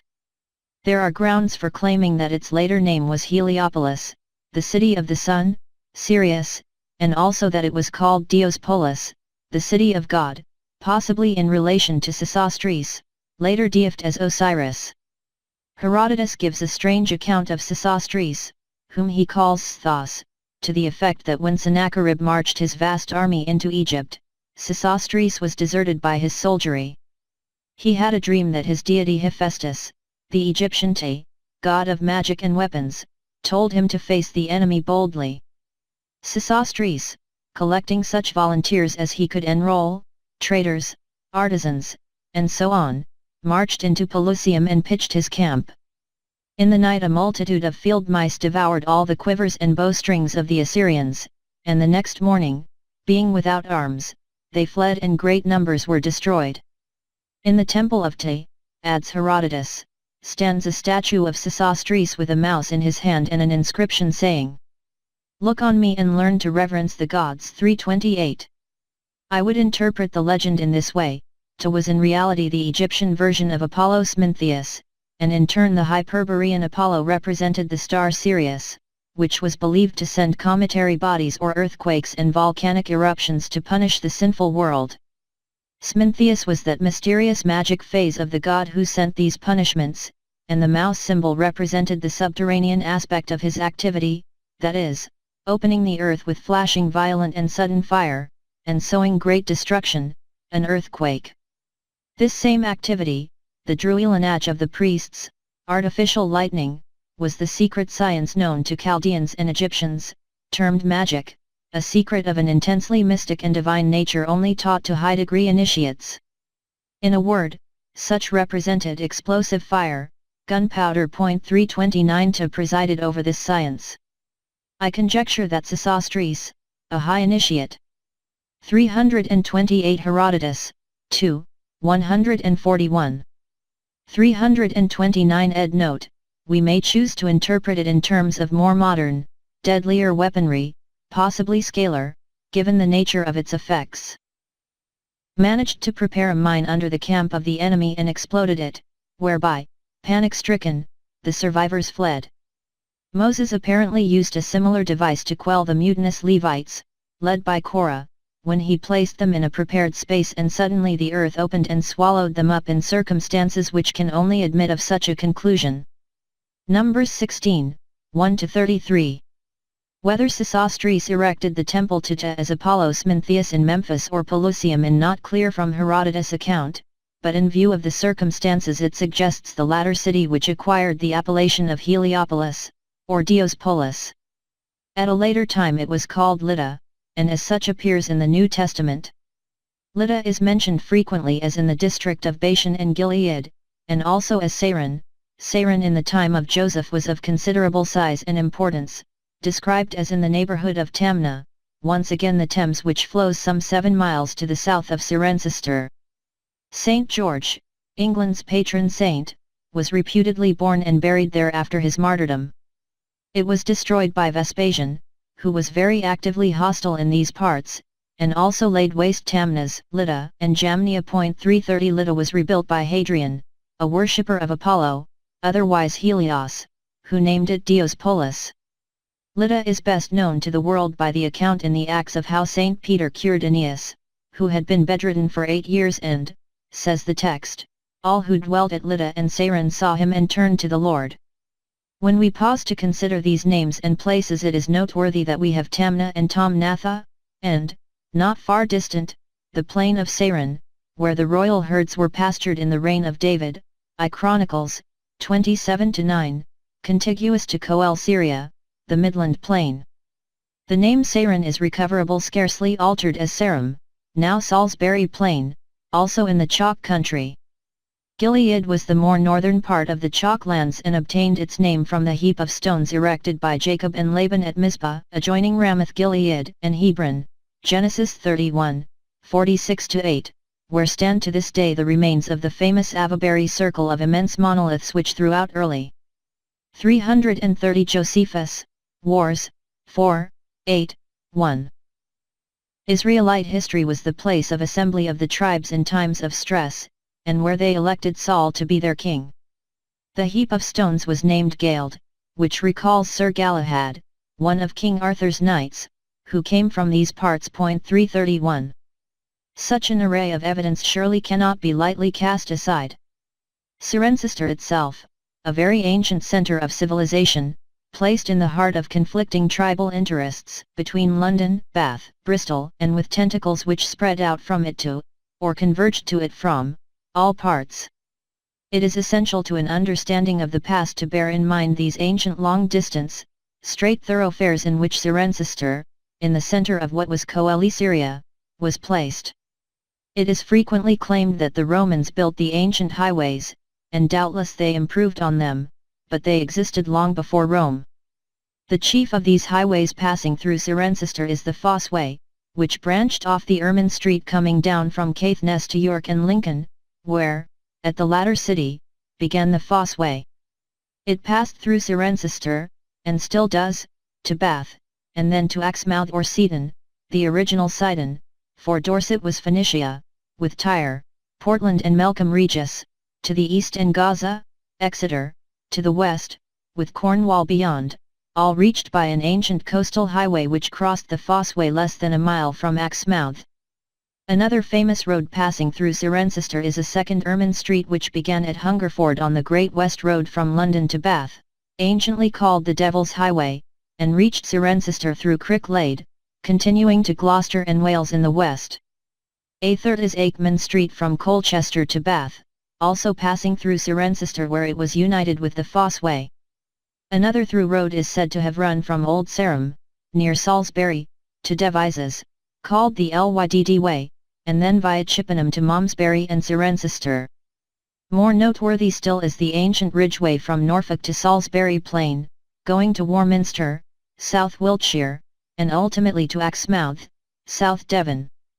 This road, described as 331 the riddle of prehistoric Britain. Large masses of these stones of silicious limestone, some half buried in soil, lie about 1.5 miles east of Avebury Circle. These explain the heap of stone in the chalk lands. One of the oldest in the world, traversed the plain at Pewsey Valley northwards, past Knapp Hill, crossing Hackpen Hill adjoining Avebury Temple, to Barbury, Hebron, and Liddington Castles. 332 This ridgeway crosses the Marlborough Downs and, according to Hip Isley Cox, was known as the Lydd Way. 333. If this is accurate, an ancient trackway, called generally the Ridgeway, as it passes over the tops of the hills, coming from the direction of Salisbury Plain, was known also over a certain distance as the Lydd Way.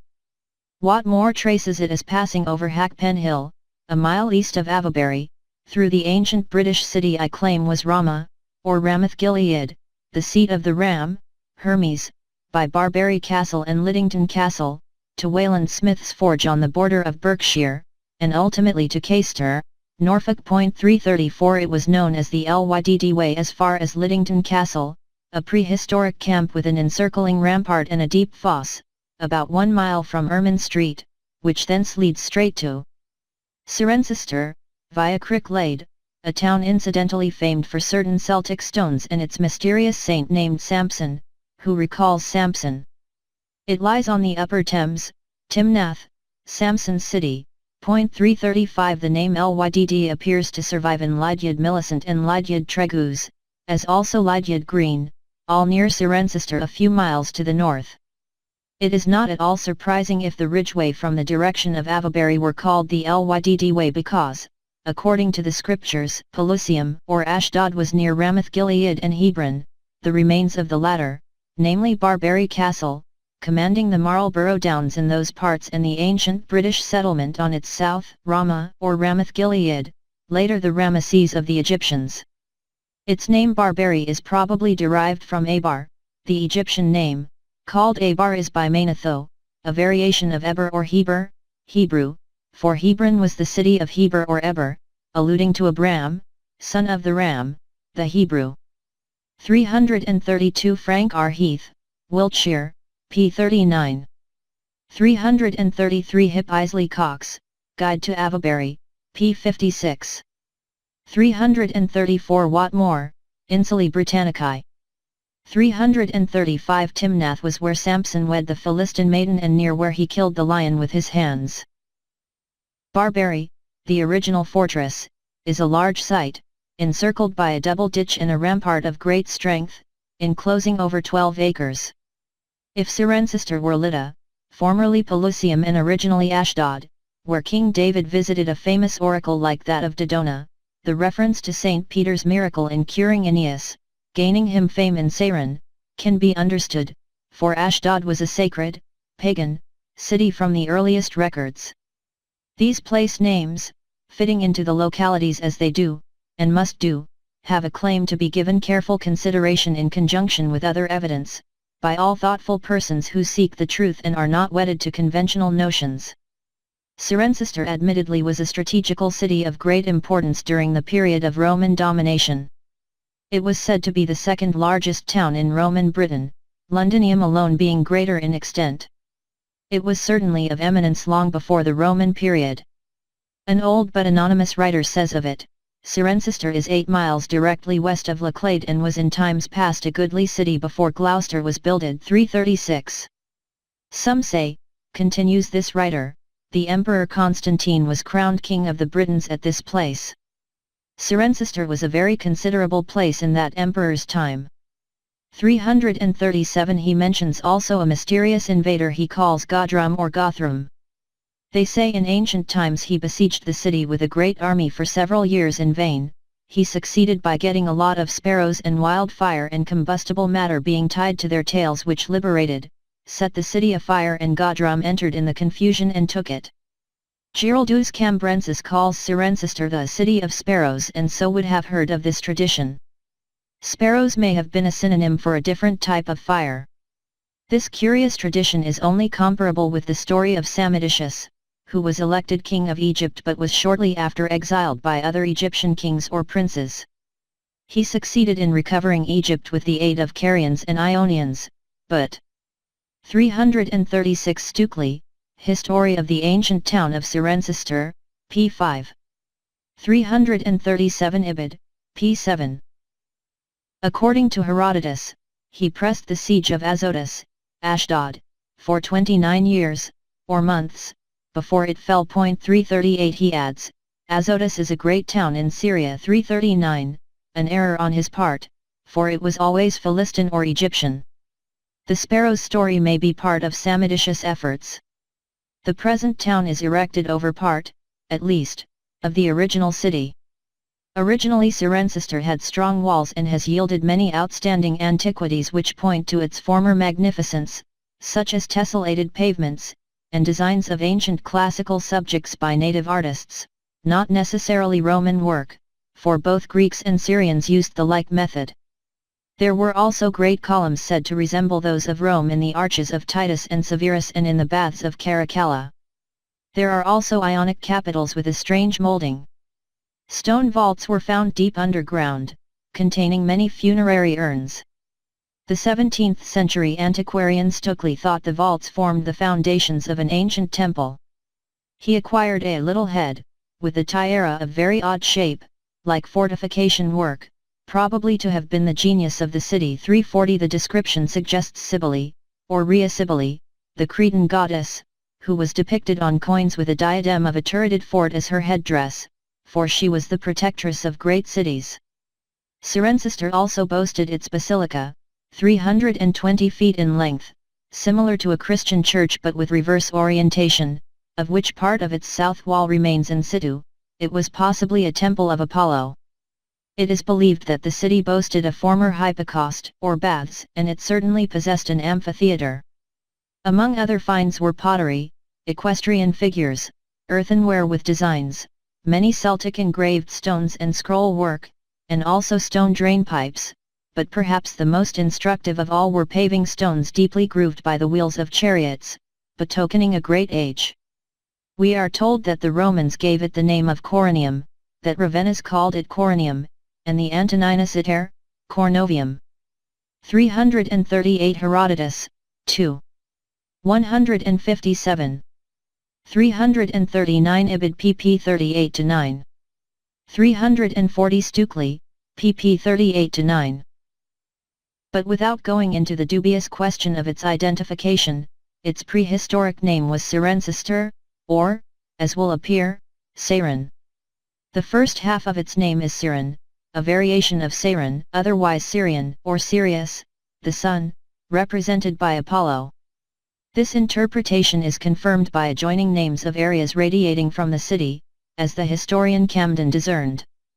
There is North Cerney, South Cerney, Sarney Y, Cerney Wick, Sarney Y, and Sharncote, Sarncote, all within a radius of 3 or 4 miles from the center of Siren or Seiren. They all relate to the same intention, indicating that Cirencester was the city of the sun, hence, as in the Greek, for, as explained earlier in this work, Helios represented, not our great orb the sun, but the star Sirius, deified in Apollo, the principal deity of the Britons certainly from the time of the great catastrophe, the god Bel of Babylon. It is significant of the correctness of this identification that the ancient coat of arms of Cirencester, which may well has been acquired ages ago as in some other cities of Britain, is none other than the phoenix, represented like an eagle, with the flory trace sure. 341. The Cirencester coat of arms. As is known, the phoenix was the emblem of the Suffolk cycle, the one and only way of measuring the certainty of time, derived from the movements of that most famous star in the universe, Sirius, which takes 1,461 years to complete its revolutionary course through the heavens. The phoenix is therefore the rightful symbol for the 341. The trace sure, equals braid, is the border, double or single depending on which authority is taken. Flory was originally fleur-de-lis, cf. Trisola, long associated with Scottish royalty. City of Helios, otherwise Sirius. It may be added that among the relics of prehistoric Cirencester was a tessellated paving stone of a zodiac. Here then, may we acclaim, is the ancient city of Heliopolis, in whose nomus the Egyptians included Hebron, or, to use its Greek name, Egyptian Thebes, city of Hercules. Despite the survival of the name Saran as Salisbury Plain, it needs to be recognized that Saran formerly embraced the chalk country and included the Marlborough Downs. When King David grazed his flocks at Saran, it needs to be recorded that Gloucestershire and that same region was, and yet is, the great region renowned for its cattle and sheep.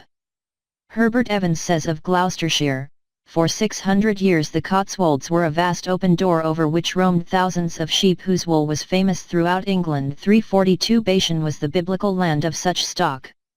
If it be conceded that the events recorded in the scriptures of these regions be correctly interpreted, it raises the question of Stonehenge, which one would have naturally supposed to be the city of the Sunday.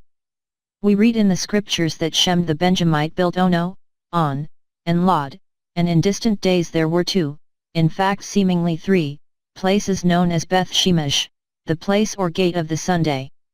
At an early time, in the day of Eli, the Philistines captured the ark and took it to Ashdod and set it in the house of Dagon, Poseidon, whose image was found fallen on its face, and on the second day his head and hands had been severed. In fear, therefore, they took the ark to Gath, where the people became consumed with a plague of emerods.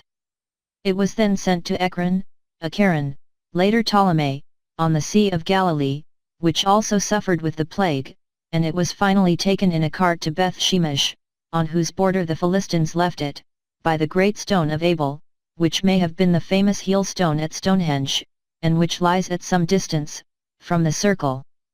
From Beth Shemesh the ark was sent to Kiriath Jearim, not far away, and finally was carried to Mizpah, that is, Avaberry, I Samuel 5, 6, 7, 1-7.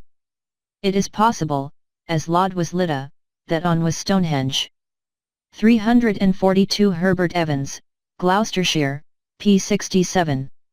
Now nearly empty of sheep.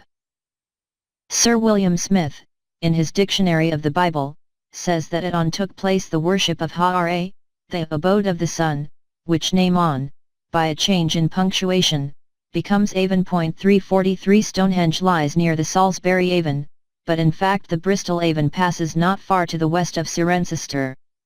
It may, however, be remarked how these strange idioms be regarded as the ancestors of the English tongue. The Sun Temple to On, according to Ptolemy, was on Ion, which can answer to one the one, signifying the only one God.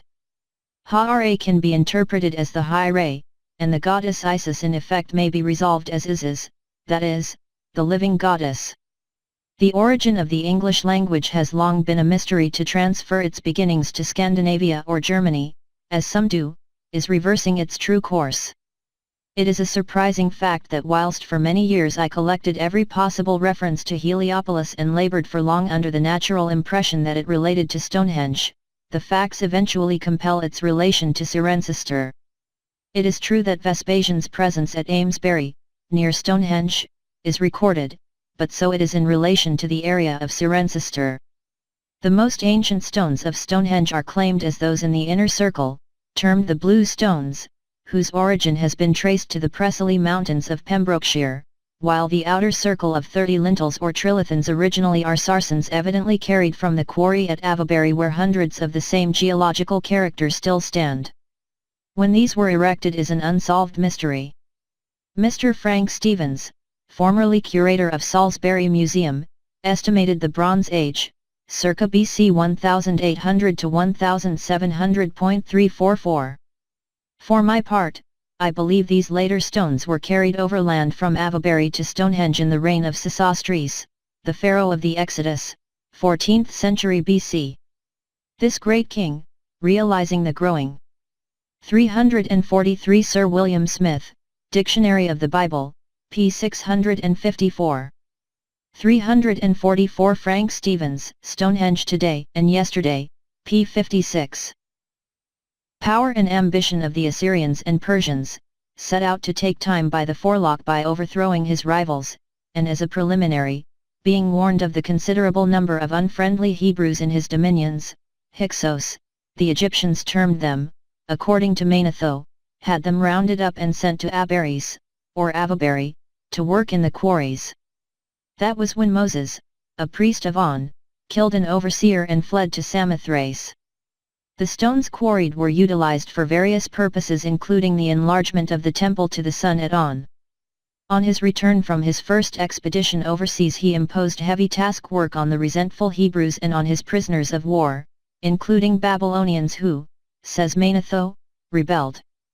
It is also said by the same Egyptian historian and priest that he fortified his eastern frontiers as far as Heliopolis. Lepsius observes, Manetho and Diodorus make Sesostris meet his treacherous brother at Pelusium, and from this place Sesostris fortified the eastern frontier as far as Heliopolis 345. The actual frontier seems to have been at Laclade, 8 miles east of Cirencester, marked by standing stones. We may fairly estimate that this defense was because the pharaoh realized the approaching danger of invasion by the Assyrians and others from the east and south. He set to work to erect a vast barrier, known to us as the Wansdyke, with a special eye on the Avebury area, which stupendous undertaking explains the many mounds and camps he ordered to be erected. If this be so, it is noteworthy that whilst he was responsible for the reconstruction and enlargement of Stonehenge, he did not include it in his defensive plans, which admittedly was not militarily feasible without extending the Wansdyke for many more miles to the southeast. This explains the age-old mystery of the Wansdyke, although we actually have a clue in the name Woden or Odin's Dyke, for it was the northern name for Moses. 346 It is wrapped up in the most stupendous crisis in the history of mankind. 345 R. Lepsius, Introduction to Egypt, Chronology, p. 432.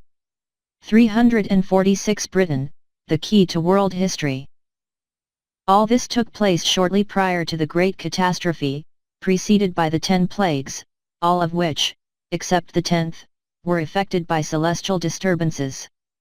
We learn that the phoenix appeared in the reign of Sesostris, which is only an occult allusion to the same event, for the mythical phoenix really recorded the Suthic cycle of 1461 years, last completed in 1600, before that in AD L39, and before that in the reign of Sesostris in 1322 to 1 BC. Josephus mentions that Osiris was the god of Heliopolis 347, and there is little doubt that Osiris, made judge of the underworld, one who had been a mortal king, was the deified pharaoh, Sesostris, traditionally destroyed in the Great Catastrophe, and who, by many scholars of this antiquarian age, identify with King Arthur.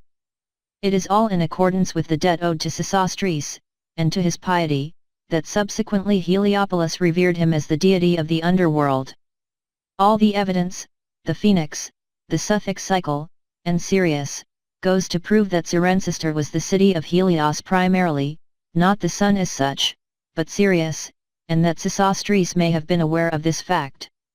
It may appear surprising if, in identifying these parts of Britain with the original Egypt, and with Syria nearby, that the most famous relic of the past, Stonehenge, formerly an astronomical temple of great sanctity, was nevertheless not the Heliopolis so prominent through the Bible ages.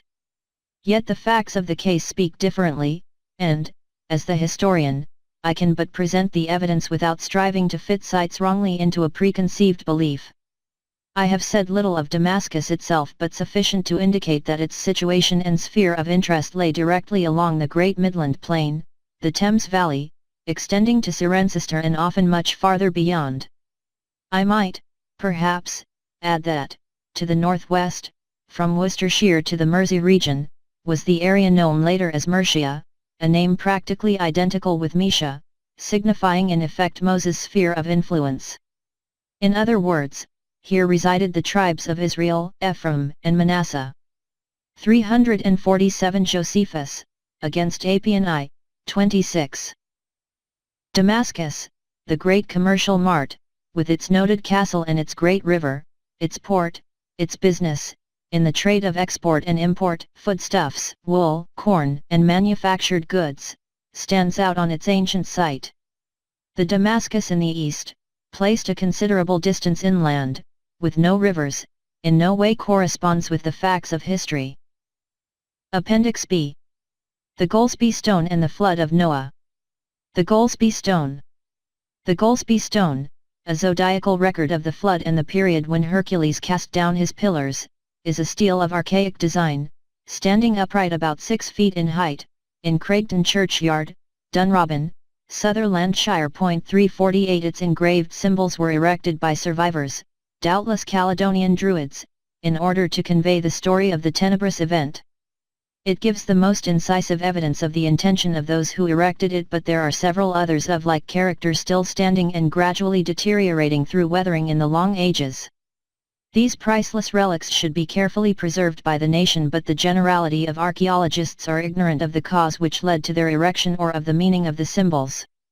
The Goldsby Stone is probably more than 3,200 years old. 348. Ed note, it was transferred from Goldsby Churchyard to Dunrobin Museum in 1868. This vastly interesting stone contains 9 separate figures, 10, if we include the series of figurative serpents entwined along the sides, a celestial invasion, for according to ancient myth Typhon or Set, a vast fire-breathing dragon with 100 serpentine heads, various fearsome voices, and destructive whines, contended with Zeus for the throne of the lower world. Zeus hurled him to earth with his lightning, according to Homer, in the land of the Arimi, Aram, Chaldea, although another account says he was crushed to death in Sicily, originally the Isle of Man. Both are correct, when understood. The figures of the Goldsby Stone are explained separately. 1 Square of heaven. Parmen, or Hermes, and to divided the heavens into 4 quarters and thus formed the square of heaven. Apollo, or Horus, was guide of the northern horizon and was depicted in the form of a pillar or pole, i.e., the north pole of the heavens, surmounted by a hawk as the guardian of the destroyer set. 349. The design outlines the hawk's heads in duplicate, attached on either side to the pole, with a watching eye. Note also that this design gives in the center the Tau, which, inverted, symbolizes destruction, as does similarly the Omega. This is the part of heaven invisible to mortal eyes, and as such is divided off from the lower part. Here appears in triplicate the sign Aries, in each case concealed in its house, meaning that it has not yet risen above the equinoxial horizon, but is destined shortly to so emerge, the sign to be, marking the vernal equinox. At the moment, it tarries. 349. AW Churchward, Signs and Symbols of Primordial Man, pp 71-2. 2 Cetus. This strange amphibious beast, affecting dry land and sea, with a single extended horn, a big eye, a duck's beak, flippers, and a tail, represents Cetus, sometimes described as Leviathan or whale. Archaeologists, totally unaware of the identity of the monster, label it as an elephant. The importance of this figure in the science of eschatology, as regarded by the ancients, is evidenced by the fact that this sinister emblem appears on no fewer than 22 Thoth, Hermetic, or Seth pillars in Scotland. The celestial sign of Cetus properly lies between the signs of Taurus and Aries, and the instruction here is that, as his horn indicates, pointing to the first house of Aries, and the bright star in his cluster, Alpha Ceti, was at that actual period the star of the vernal equinox, rose after the former Taurus and ahead of Aries. In other words, watchers of the heavens at the period of the vernal equinox, March 20th to 21st, would observe Alpha Ceti. The intention here of the designer is to depict with exactitude the brief period between the decline of Omega Tauri and Alpha Arietis, intervening accordingly between the decline of the one zodiacal sign and its successor. The period thus referred to can be determined. An important factor in this arbitrary figure of Cetus, for, like the other celestial signs accorded fanciful descriptions by the ancients, in no sense by its starry host does it indicate any amphibious monster, is that its name, Cetus, is derived from Set, or Typhon, the red dragon of the skies, who traditionally nearly destroyed the world. In fact, in addition to exact zodiacal indications of the Goldsby stone, in mythological designs the aim is to outline the actual tragic eschatological facts. 3. Taurus. Following in strict precessional order is the sign of the zodiacal bull, the sign that has been. The imperfection of the engraving makes this figure appear somewhat dubious, but its situation is accurately placed, seemingly threatened by the axe of Orion. For Orion, this constellation is in his proper order, placed westwards, and traditionally the hunter, with his axe or club, with which he seems to menace the bull, is related to his never-ending pursuit of the Pleiades in Taurus. 5. Pisces. The zodiacal fishes straddle constellation ally over a wide area between Aquarius and Aries, but only one fish is shown symbolically here. By the slow retrograde movement of the equinoxes through the various signs, the vernal equinox, the recognized system of celestial measurement, has long ago deserted Aries and is now more than halfway through Pisces. 6. Aquarius. This sign, which properly precedes Pisces, the water-bearer, is a later zodiacal figure, for as such, it relates to the flood. Earlier, as in certain zodiacs and Macedonian coins, the sign was Pegasus, depicted by a queer figure which may be intended for a horse's nose and mouth, placed to the left of the inverted moon. Pegasus is designed on Assyrian zodiacs as a head on a pillar, or enclosed within an inverted urn. In this sign the crescent moon's inverted horns indicate great rain, and the trisola, trident, in the lunar crescent, as explained by Count d'Alviela in his Migration of Symbols, like the Greek omega, indicates the end, the catastrophe. It should further be noted that, in the design, the symbols of Taurus, Pisces, and Aquarius are all somewhat cramped to make sufficient room for the following emblem, for which reason, we may presume, was the sign placed out of its actual position after Pisces, because Aquarius was the sign of the lunar position when the actual disaster took place. 7. The chariot wheels. This is all revealing of the intention of the designer.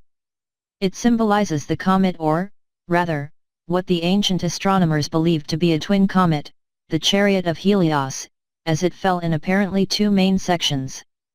It probably first came to be observed in Aquarius and struck in the sign of Orion, where Sirius's constellation ally placed, that is, 5 months later. The bridge which links the two circles may indicate a luminous link between the two portions. Something very similar occurred with Biela's comet of 1845.350. This sign has been found frequently related to the same event on amulets, rocks, wall paintings, and early British, Cassie, coins, in conjunction with the sign Pegasus. It appears also on 36 of the engraved stones of Scotland out of 150 reproduced in the Spalding Club sculptured stones. Archaeologists describe it as spectacles, but it undoubtedly symbolizes the chariot wheels of Phaeton's chariot, which he drove so near the earth that his father Helios, Sirius, flung him into the river Eridanus to prevent the world from being utterly consumed by fire. 350. The mysterious comet. Biela's comet split into two parts after achieving perihelion, new tails shot out and the two nuclei burst into activity. Between the divided parts stretched a bar or arc of a gaseous character. 8. Eridanus. The river Eridanus, into which Phaeton was traditionally plunged, is indicated there in flames, shown by entwined dragons. It is situated between Cetus and Orion, who in full zodiacs has his foot on one of the heads of Eridanus, but is really threatening Cetus with his weapon. Orion, the great prehistoric Celtic giant Fingal, the famous hunter and warrior, the biblical Nimrod, represents the west where was the Eridanus, the Hebridean Sea. Such then, according to my researches, is the interpretation of the Goldsby stone. A little while before the great catastrophe, when the vernal equinox was in the sign of Alpha Ceti, a new celestial body arose in the east, was apparent when the February sunrise was in Aquarius or Pegasus, and struck the final blow in Orion, that is during the heliacal rising of Sirius, as declared by ancient writers. On many of the Thoth or Seth stones, what archaeologists describe as a zigzag or scepter, is shown, in connection with the chariot wheels to represent the dislinach, or lightning of the deity. It may be mentioned that, according to the indications of the Goldsby stone, 46 degrees of the precessionary movement have since succeeded one another, and as each individual degree necessitates 71.74 years, according to astronomical lore, this gives us the period of the event as approximately 3,300 years ago, or, from the present time calculating backwards as BC 1350. As the 46th degree has yet to be completed, the probable date was circa BC 1322. Warning, empty page. Appendix C. Athens and Dumbarton. In the Timaeus of Plato, the wise old priest of Sais, in Egypt, addressing the famous Athenian statesman Solon about the island of Atlantis, used these words. You do not know that there dwelt in your land the fairest and noblest race of men which ever lived, of whom you and your whole city are but a seed or remnant. And this was unknown to you, because for many generations the survivors of that destruction died and made no sign. For there was a time, Solon, before that great deluge of all, when the city which now is Athens was first in war, and was preeminent for the excellence of her laws, and is said to have had the fairest constitution of any of which tradition tells. 351. The priest described how Athens, in the long war which immediately preceded the deluge, defeated and triumphed over the invaders from overseas, but that there suddenly occurred violent earthquakes and floods that destroyed Athens. The truth of this is supported by the famed Pan-Athena festival, traditionally instituted by Erechtheus, which every 5th year commemorated the defeat and destruction of the invaders with the aid of Athene. In the Pergamene reliefs the Gigantes are represented with wings and serpentine limbs. In Britain, the key to world history, I advanced reasons for the belief that the original Athens, related to this war prior to the deluge, might be the city in the south, the present city of Bath, originally the Philistine capital Gath. The claim was advanced for various reasons, not only in the similarity of name, Athens and Gath, but also by the fact that the antiquities of Bath reveal the worship of the god Poseidon and the goddess Athena, and again by 351 Plato, Timaeus, 23. Athenian laws and public offices were closely related to civic institutions, the center of which was the Prytaneum. Magistrates were called Prytaneus, and every high executive post Prytaneia. The Welsh name for Britain is Pryton or Pryton. The even stranger coincidence that the ancient water supply of Athens was called Kaliro, or Seven Streams, hot streams identified as being situated near to Gadara in the south. 352. The main reason, however, was that the city of Athens stood at the heart of the struggles against the oversea invaders of Egypt, to which the priest of Sais referred. There were other indications also, in the fact that not far distant stood the original Cadmean Thebes, the biblical Hebron, and that in the vicinity were the people of Argob, all associated with Og, the eponym for the Ogygian flood, as the Athenians called it. If the priest of Sais were right, after the destruction by war and the great catastrophe, only a seed or remnant of the first Athens or Gath remained. The accepted belief of the ancients was that Erechtheus, with a mysterious origin, was reared by the goddess Athene and afterwards became the first king of Athens. He was reputed to have been an Egyptian, who led his people to the craggy rock of the Acropolis and was later deified. Despite the statement of Herodotus that the Athenians had never changed their abode, the Athenians themselves were probably unacquainted with their antediluvian city in the south of the Philistine country, Gath or Noaman. In the like manner in which the Thebans had migrated to Greece, so it is at least feasible to believe, as Plato records, that Athens had played its great part against the invaders in the south. The evidence which points to Dumbarton, whose remarkable, upstanding rock that dominates the estuary of the Clyde in the former Hellenic lands, is so reminiscent of that of Athens.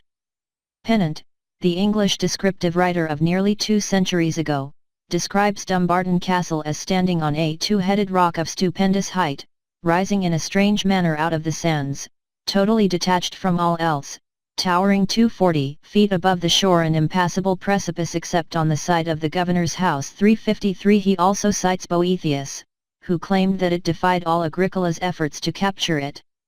352. Josephus, Antiquities, 8, 6, 5.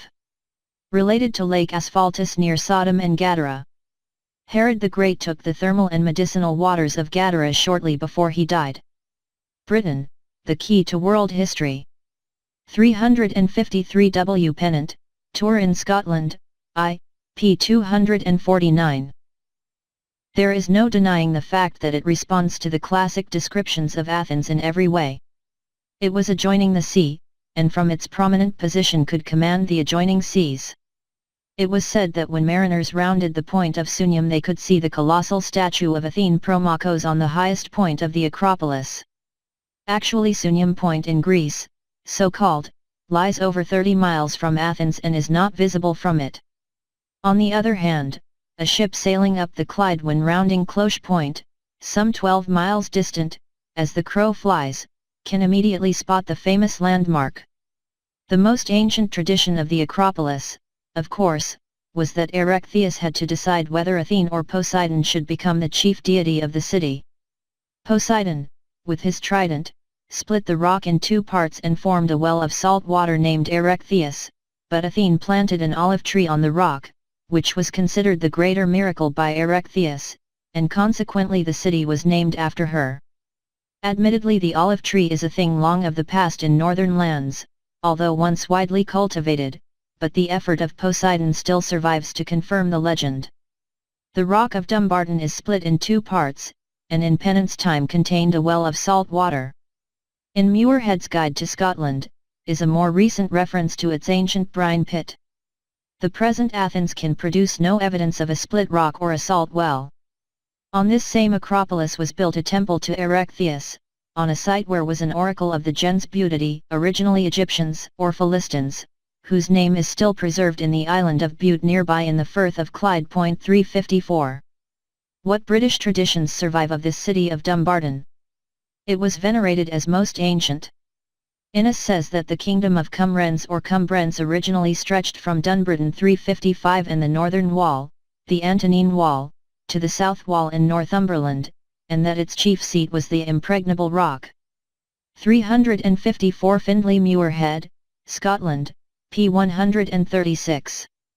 355. Thomas Innes, Historians of Scotland, 8, pp. 18-9. Or castle called Alclud, or Dunbritain. 356. The name Dunbritain, Fort of the Britons, points to Dumbarton, later mistress of Strathclyde, as claiming a British origin. In later times it was generally called Alcluth, in the country of the Atticoti. Its antiquity and importance is confirmed by the Act of Union, which specified that Dumbarton, Edinburgh, and Stirling must remain garrisoned cities, yet without defining what specific reasons lay behind the demand, except that all were ancient and played a leading part in early Scottish history.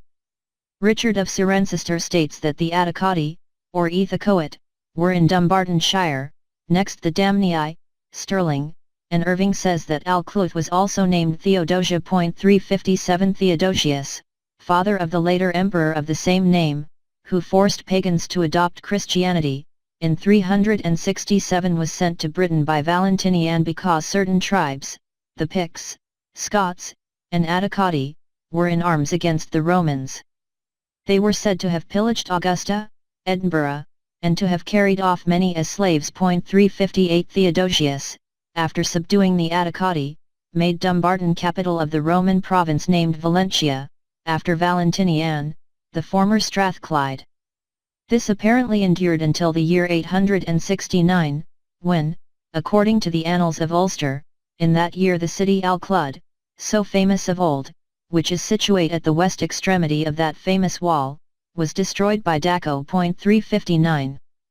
Dumbarton thus emerges with the reputation as most famous of old, but without giving any clue other than that in 367 it was regarded as the center of activity in the serious challenge to Roman predominance.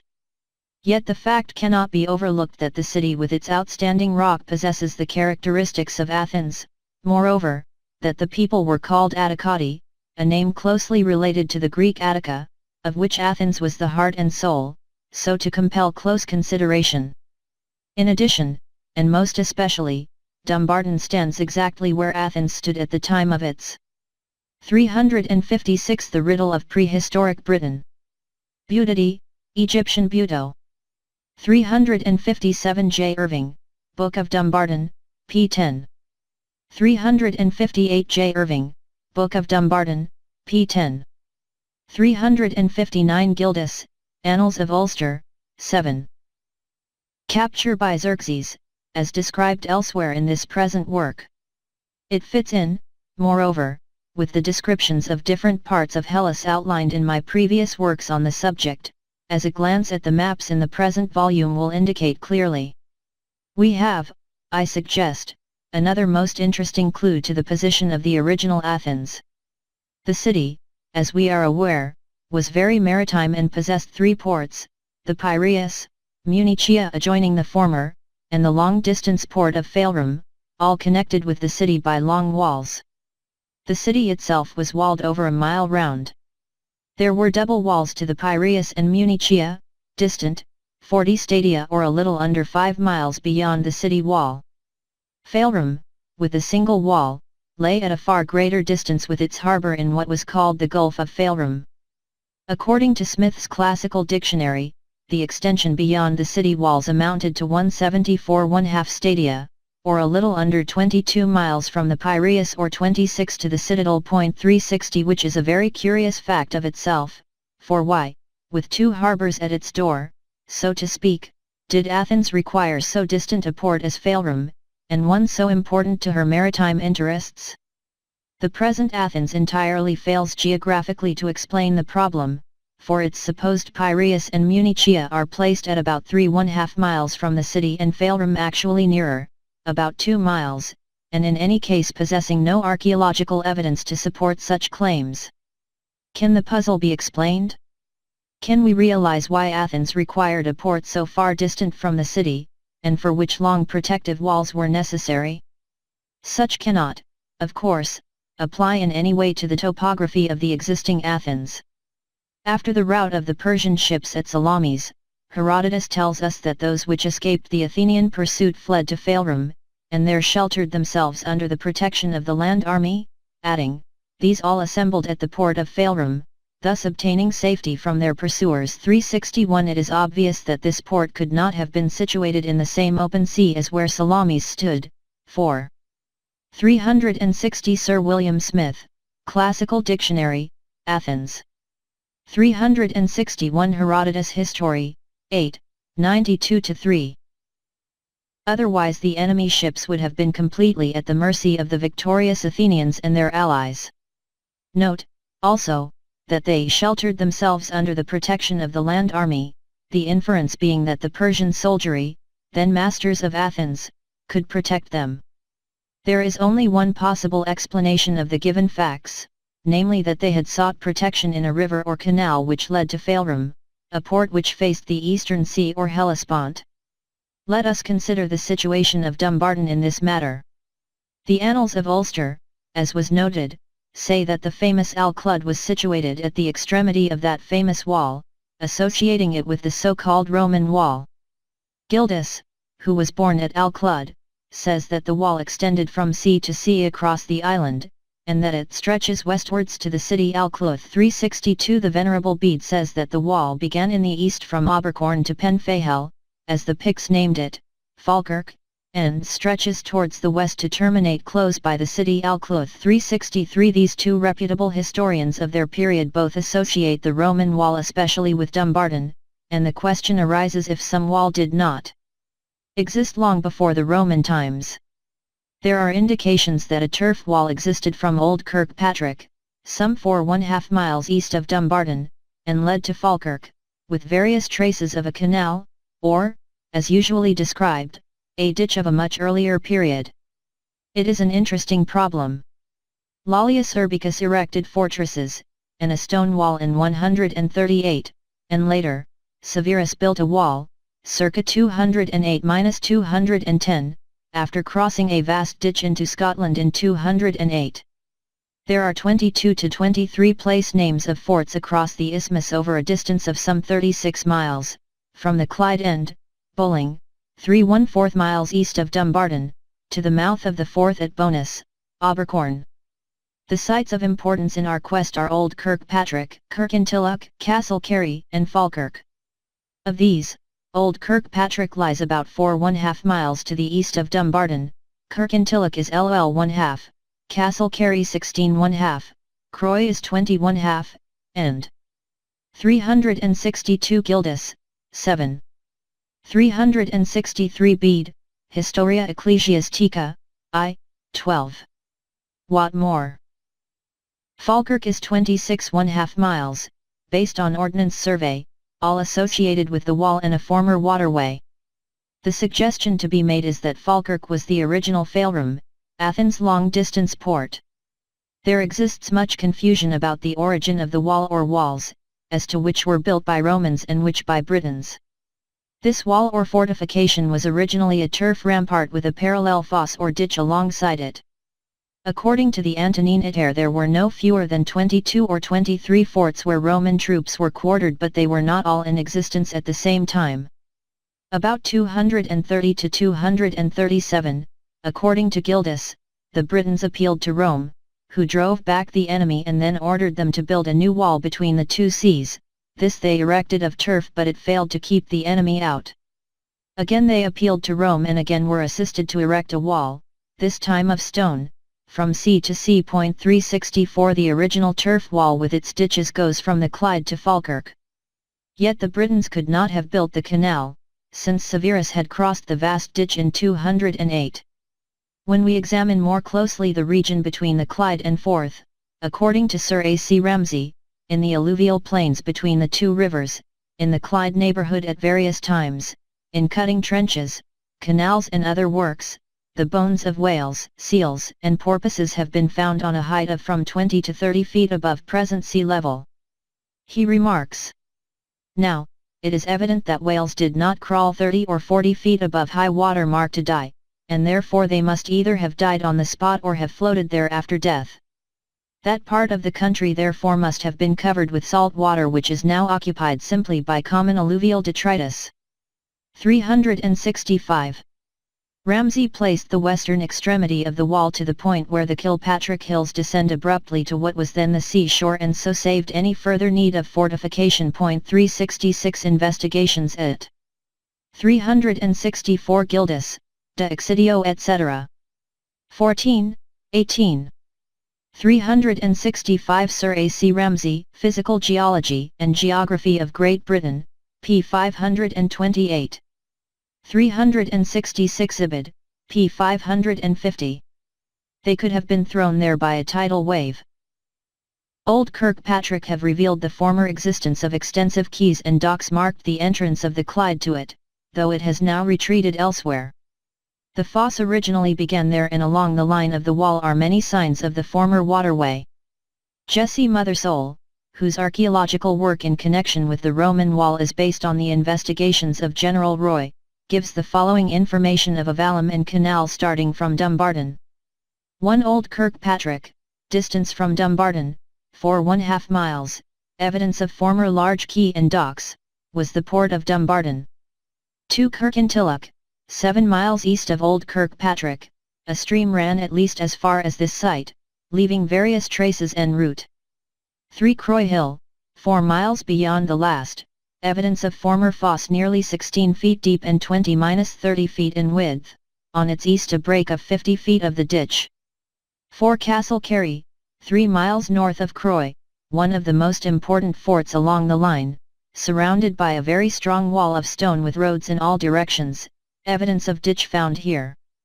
5 Seabigwood, a great fort connected with Rough Castle, ditch and canal converge, pits at Rough Castle, 1 mile from Camelon, full of water. 6. Falkirk, 6 miles from Castle Carey, ditch or canal which widens considerably beyond. The remains of Camelon are about 1 mile from Falkirk nearer to Castle Carey. The investigations made by General Roy led to the discovery of several docks and evidence that cargoes were carried to and from the Clyde, where a large transport trade was conducted. He found many fragments of Samian and Roman ware in the near neighborhood. It was consequently a port of considerable importance. 367. 367 Jessie Mothersole, Roman Scotland, pp 55, 70, 82, 84, 87, 92-3, 95. The distance between this once maritime harbour and Dumbarton, along the line shown was approximately 24½ miles, a distance accorded to the long walls. It appears also that an ancient canal linked the two extremes, from Old Kirkpatrick to Falkirk. Ramsay also refers to the port of Falkirk, which assists in understanding its early position. The remains of these docks near Falkirk were described in detail by General Roy when commencing the triangulation of Scotland for the Ordnance Survey.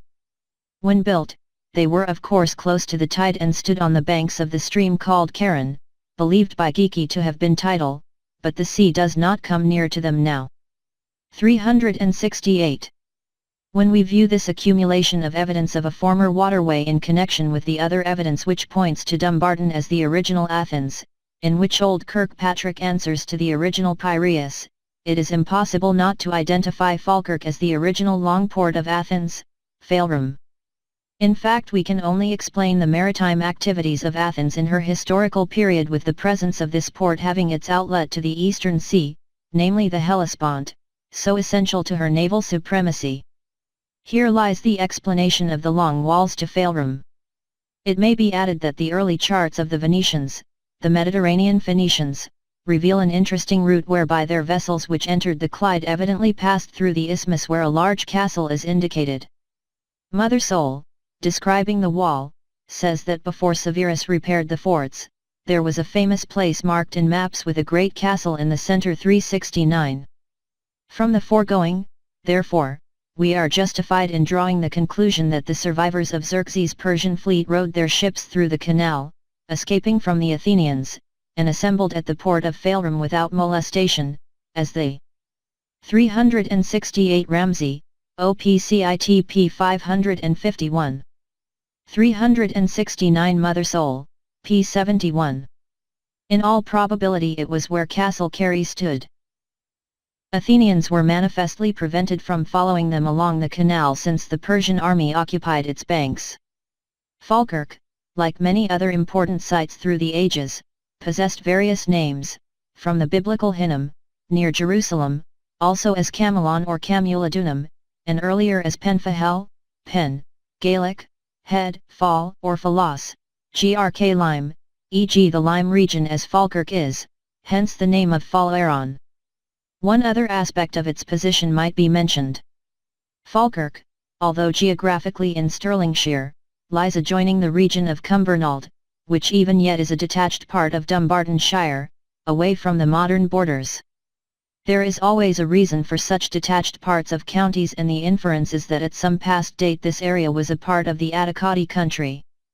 If a further conjecture may be indulged in, it seems possible that its later name of Camelon or Camuladunum, the Roman adaptation, was derived from the Campbell clan, formerly pronounced Camel, whose territories in early days were doubtless in the region of Inverary as now, and that they were the original Lacedaemonians or Spartans, who subsequently became the important power in these parts.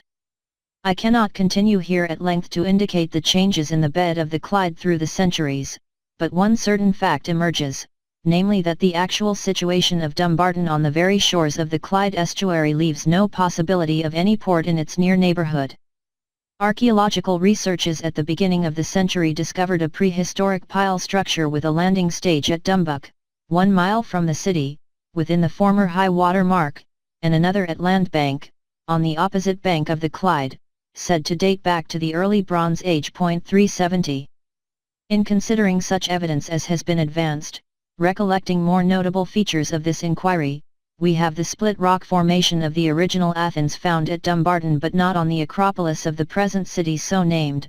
There is also the salt well or 370 John Bruce, Proceedings of the Scottish Antiquity Society, 1899–1900, Monroe, Proceedings of the Philosophical Society of Glasgow, XXX, p. 268, Andrew Lang, The Clyde Mystery, pp. 40–1, 51. Brine pit existent at Dumbarton but not at the other city. We have exceptional characteristic traces of the Athenian ports, Piraeus and Failrum, with their long walls, logically explained as related to Dumbarton but quite unaccountable in the southern city. We have the situation of Dumbarton in conjunction with the original Hellenic states and regions exactly where it should be in relation to Thessaly and Boeotia, with the Peloponnese nearly where we may trace the original site of Corinth in the Cretan Isthmus across Cantyre, a region of great antiquity. We know the name of the tribe whose capital was Dumbarton was Atticati, only a variation of Attica. Similarly the Butidi, a very important gens, who had charge of the oracle of Erechtheus on the Acropolis of Athens, and were supposed to be descended from Butes, a brother of Erechtheus, bearing a close resemblance to the name Bute, the island near to Dumbarton, and the name Erechtheus may be recalled in Loch Erech, which may have marked the northern boundary of the Atticati originally, and not least the use of the name Priton in various ways, as Prytaneum, Prytania etc., to denote distinction in the highest forms of citizenship and law, the Prytaneum being the centre of civic life and dignity, the council chamber, whose presiding genius acted much as does the Lord Mayor of London or the Lord Provost of Glasgow or Edinburgh today, but with greater powers. There are no Prytaneum remains in the present Athens, but it must be admitted that Dumbarton can shew nothing whatever of any such antiquities, although we may find an explanation in the occupation of it by the Romans and the complete sweep made of Alclid later by the Norse pirate Daco. The history of Athens not long after the destructive Peloponnesian War, where clan fought furiously with clan by land and sea, to the impoverishment of all, is little known. This famous city became scarcely more than a dependent of the patronage of the Romans after its capture in 86 BC by Sulla, who destroyed or removed many of its treasures. Its greatest patrons were Hadrian and some of that emperor's friends or followers, like Herod's Attica, who built the Odeon. Hadrian erected or rebuilt many temples and famous buildings, including the restoration of the Dionysiac Theatre. More especially he erected the great temple of Olympian Zeus, of which it is claimed that Pisistratus began to build it in BC 530, though he scarcely did more than lay the foundations, and that in BC 174, Antiochus Epiphanes, king of Syria, so active against the Jews, began to build it, but died. Somewhat strange that he should have intervened, unless we look at the matter with a reconstructed vision. But perhaps the original foundations were built elsewhere. Let it be understood that I do not seek to disparage the modern Athens. If she is not the original city, she is the daughter and has inherited the Athenian traditions. Nevertheless, the interest taken in the present Athens by Hadrian has a certain piquancy, for that emperor travelled more widely than any other, except possibly Vespasian. We must recollect that he did things on a big scale, such as when he not only destroyed Jerusalem but completely obliterated it from the map until Constantine restored it, elsewhere. In the same way Hadrian was perfectly capable of transferring Athens to a suitable site more convenient to Rome did he desire so to do, or if Athens the daughter had been established where it now is, of transferring any sites or buildings, or again, as there is reason to believe he visited Scotland personally, he may have instructed architects to set up or restore certain classic temples or edifices elsewhere. We know from Greek historians the records of the most famous buildings on the Acropolis, but we cannot be certain from examination of the ruins that all of them actually belong to the original dates or sites of the present Athens. One curious sidelight was revealed in connection with the Athenian treasury, which was restored many years ago by Hormel, with its inscription as follows, the letters in brackets being missing. Alpha theta epsilon nu alpha iota omicron iota tau, omicron, iota alpha pi omicron lambda lambda omega nu, iota pi omicron mu eta delta, omicron nu kappa, rho omicron theta, iota nu iota alpha tau eta rho theta, omega, nu iota mu, chi eta. The interpretation is: the Athenians, dedicated, to Apollo first fruits of the battle at Marathon, taken, from the Medes. J. G. Fraser pointed out that though the letters feigned to be archaic, they were really only of the 4th century BC. 371. Who had such a motive and why? Also, it would have been interesting to learn how Fraser, whose knowledge of the Hellenic world none would doubt, should be able to identify the work as definitely 4th century BC. In other words, could someone not have been deputed in, say, Hadrian's time, to carry out such a deception as to emulate an archaic inscription, but could not devise anything earlier than the one chosen? If one such edifice was thus treated, how about others? One thing certain about the Romans is that they had no qualms in looting anything on which they set their hearts. Augustus, for example, took to Rome the hide and tusks of the Caledonian boar, stripped from the temple of Artemis in Arcadia, which must have been a Scottish trophy or relic. Romans were always touchy about the lack of antiquity in their history, even if they did claim descent from Troy and, like the Americans today, who will acquire some ancient building and re-erect it in their hometown, so the Romans, in patronizing Athens, and in redressing her, doubtless felt that the learning and philosophy for which Plato was famous, radiated a glory on Rome herself, the patron of Athenian culture. If it be that Athens is herself the daughter of a mother state in Scotland, I suggest that it does honor to both. As it stands, the southern Athens can claim no definite parentage. 371 Pausanias, ed. Fraser, v. 31. Warning, empty page. Appendix D. Edinburgh, the original Jerusalem. Stately Edinburgh throned on crags, was Wordsworth's tribute to this famous city. Lord Blair aptly eulogized the eternal beauty of her site, which nothing that man's vandalism can inflict is able to impair, and Alexander Smith praised it as the most picturesque city in the whole world. Correspondingly, of Jerusalem the Old we have the words of Jeremiah, the city that men call the perfection of beauty, the joy of the whole earth, Lamentations 2:15, a claim which tallies with Edinburgh but completely fails to describe the dumpy, muddled city properly called El-Quds, which was never the Jerusalem of Bible history. In the main text of this work I have produced a great amount of evidence to prove that Edinburgh was the original Jerusalem which King David captured from the Jebusites and made the capital of Judea, the city not only of surpassing interest with its influence and wealth, but which suffered extraordinary vicissitudes and yet ever recovered until Hadrian finally destroyed it, if not stone by stone, at least by overthrowing its principal edifices and expelling its inhabitants. The very important point in conjunction with the evidence already given is that the topography of both cities was and is identical in all salient points, owing largely to the fact the terrain demands it, as to make any vital change impossible, except that modern Edinburgh has stretched out much further afield, especially with the new city, Princes Street, and elsewhere to the north.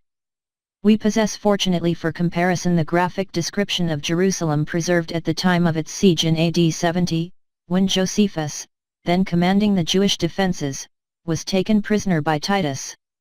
We possess also the record of Nehemiah, who went thither from Persia, and who describes in detail the repair to the walls and outstanding sites. It is not difficult, therefore, to compare the topography of the ancient Jerusalem with Edinburgh, the more so since owing to the contours very little variation was possible. The main sites, such as the Castle Height, Arthur's Seat, St. Giles Cathedral and the Law Courts, which occupy almost exactly the site formerly of Herod's Temple, as also the main thoroughfares of the Old Town, are unaltered, owing to the terrain, even to the steep winds which Jerusalem also possessed like Edinburgh. The two former lakes of Jerusalem, the Pool of Siloam and Bethesda, no longer survive, but they did until recent centuries, under other names. Nor is there difficulty in tracing such sites as Mount Tophet and even Golgotha, the place of skulls, scene of the crucifixion.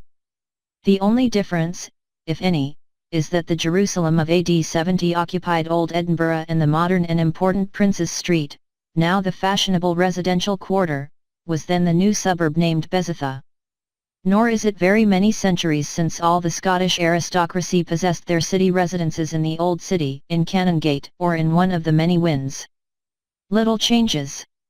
What Gildas termed a most ancient state and the venerable Bede the city Giadi was from time immemorial the city of the lion, the proud emblem of Judah, as descended from Gad, which Gad, said Moses, dwelleth as a lion and teareth the arm with the crown of the head, Deuteronomy 33:20, being a clear allusion to the emblem or totem of Gad as a lion rampant, his right arm raised and the lion, with open mouth and extended tongue, seeming about to tear it. It is the Scottish lion to this day and is quartered in the arms of the United Kingdom. In offering a comparison between Jerusalem and Edinburgh, the reader is requested to consult the map to clarify the main features. I now give in detail. 1. In the Old Jerusalem, which ran from east to west, the two dominating physical features were the Mount of Olives in the east and the hill, or Mount Zion, or David's city, in the west. The city was formerly fortified by 3 various walls and was protected also by lakes or swamps. The circumference of the outer walls, strengthened by 90 strong towers, embraced about 4 square miles. Similarly, the dominating features of Old Edinburgh are Arthur's Seat in the east and the castle towering in the west. 2. The Hill of Zion, or David's city, or the citadel, included the royal palace, and was strongly fortified. It was situated at the western extremity of a long hill or rise, which descended gradually to the east to the foot of the Mount of Olives in exactly the same way as the castle today stands on a height which descends steadily to the base of Arthur's Seat. This long hill from the citadel eastward was cut through or divided by a narrow ravine or valley named the Valley of the Cheesemongers or the Tyropoean Valley, which passed between that part of the upper city called Offal and the continuation of the hill where stood immediately above it the temple of Herod. Gradually descending, this hill passed through the residential and business centers generally, having many side streets of deep declivity on either side. 372. This description is duplicated precisely as from Edinburgh Castle, with the esplanade and Castle Hill answering to Offal, finally descending to the eastern termination of the Canongate. This continuous descent is also interrupted by a former ravine or valley known as George Fore Bridge, a thoroughfare raised artificially in at least 3 periods. The hill's continuation crowned by St. Giles Cathedral and the Law Courts. 3. Josephus prefers to describe this long hill, intersected by the valley, as 2 hills, calling the lower 1 acre 373 where stood the fortress Antonia adjoining the temple. The city, he says, was 372 Josephus, Wars, v. 4, 1. 373 ed. Note, Sunni Muslims today regard Temple Mount in the present Jerusalem as the 3rd holiest site in Islam, the location of Muhammad's night journey and ascent to heaven. Cf. the all too similar to be coincidental night journey of Nehemiah and ascent to heaven by Ezra. It is one of the most contested religious sites in the world. Both Israel and the Palestinian Authority claim sovereignty over it, and it remains a major focal point of the Arab-Israeli conflict. The present site is dominated by 3 monumental structures, the Al-Aqsa Mosque, the Dome of the Rock and the Dome of the Chain. Currently it can be accessed via 11 gates, 10 reserved for Muslims and 1 for non-Muslims, with guard posts of Israeli police at each. Erroneously identified with Mount Moriah, Temple Mount was also formerly identified with Mount Zion. It is the holiest site in Judaism, where the divine presence, consuming fire, was manifested more than any other place. Many Jews will not walk on the mount itself, to avoid unintentionally entering the area of the Holy of Holies, where the high priest communicated directly with God, in case some dangerous aspect of the divine presence should linger at the site. The Acra, or Acra, was a fortified compound in Jerusalem built by Antiochus Epiphanes, the Seleucid king, following his sack of the city in 168 BC. Benjamin Mazar, during excavations in 1968 and 1978, by the south wall of the mount, uncovered features, including barrack-like rooms and a large cistern, erroneously connected to the Acra. Built upon 2 hills which are opposite one another and have a valley to divide them asunder, at which valley end the corresponding rows of houses on both hills. Of these hills, that which contains the upper city is much higher, and in length more direct. The other hill, which was called Acra and sustains the lower city, is of the shape of a horned moon. Over against this there was a third hill, but naturally lower than Acra and parted formerly from the others by a broad valley. 374. Reversing this direction, the main thoroughfare of Jerusalem proceeded uphill from the water gate at the eastern extremity of Acra, with gradually steepening declines on either side, especially that facing the valley of Jehoshaphat on its north. It passed by the lower marketplace and thence to the high which culminated at the street of the house of God, Ezra 10:9, otherwise the broad place where stood the temple on the summit of the hill called Moriah or Mount Moriah, its great portico facing to the east. Then followed the ravine called the Valley of the Cheesemongers. The above compares completely with Old Edinburgh's High Street leading to Canongate or the reversed ascent. The third hill, divided by a valley, opposite Acra, represents the Cowgate in Edinburgh. Josephus mentions a fourth hill opposite Acra on the north, named Bezatha, separated from Acra by a deep valley known as Jehoshaphat's Valley, where lay the pool Bethesda with its healing waters. It was included in Nehemiah's walls. The increase of population led to the development of this fourth hill which stood on high ground north of the temple and the Tower Antonia. The tower prevented the inhabitants opposite from obtaining a clear view of the temple. The Valley of Jehoshaphat is now occupied by the main railway station and East Princes Street Gardens. Formerly there was a body of water here called Nor Loch, answering to the original pool of Bethesda.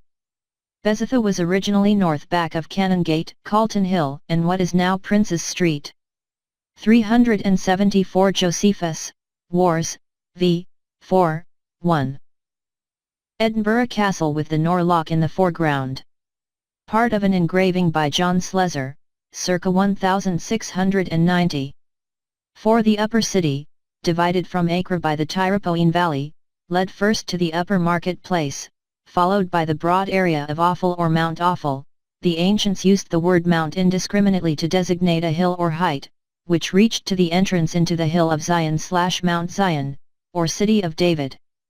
This bastion rose considerably higher, was rocky, and was separated from Ophel by a moat called Millo, which protected the Barbican entrance into the citadel beyond.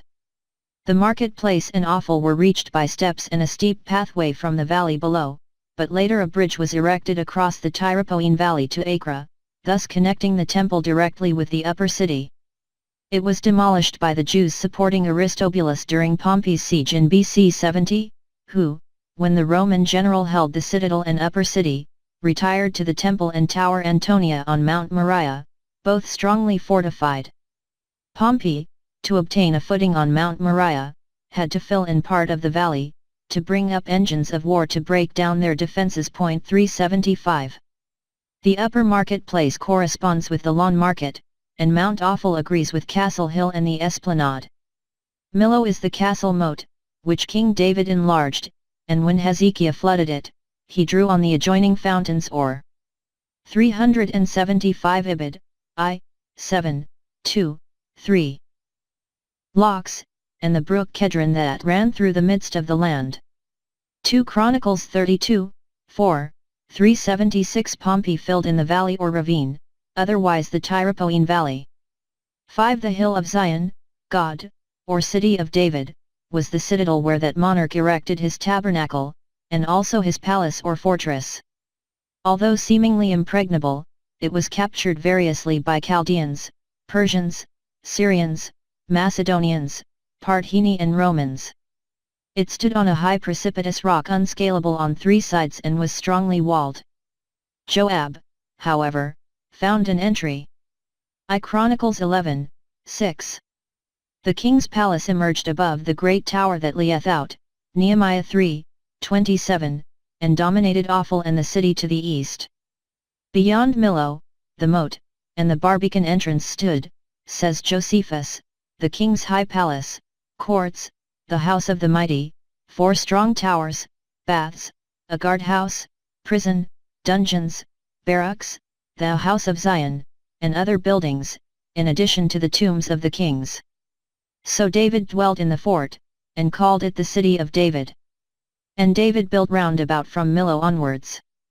2 Samuel 5:9. Not a vestige of the hill of Zion can be traced in the present Jerusalem, but the king's palace, the courts, prison, dungeons, barracks, and a chapel all exist, or did so formerly, in Edinburgh Castle. The House of the Mighty answers to the old Parliament House, on the site of the original, adjoining the palace or royal lodging, with Old Palace Yard and the old Parliament House, below which exist a double series of stone-vaulted chambers of great age, where doubtless the former kings of Judah were interred, and where David buried his vast treasure. One notable item of identification is Nehemiah's mention of the half-moon battery of the castle, which faces eastward over the esplanade. When that prophet repaired Ophel, now the esplanade, the wall was enlarged and repaired from the turning of the wall to 376. The Kedron may answer to the several underground streams from Arthur's Seat, passing along the Canongate, the water now used by many famous breweries for their Edinburgh ales. The tower that leeth out from the king's high house by the court of the prison. Nehemiah 3:25. The half-moon battery stands out immediately below the palace, where were the old barracks of the royal bodyguard, and nearby is the state prison. It meets the situation completely, and formerly carried a tower called David's Tower. Other references of Nehemiah relate to repairs to the castle, its defences, and the sepulchres of the kings.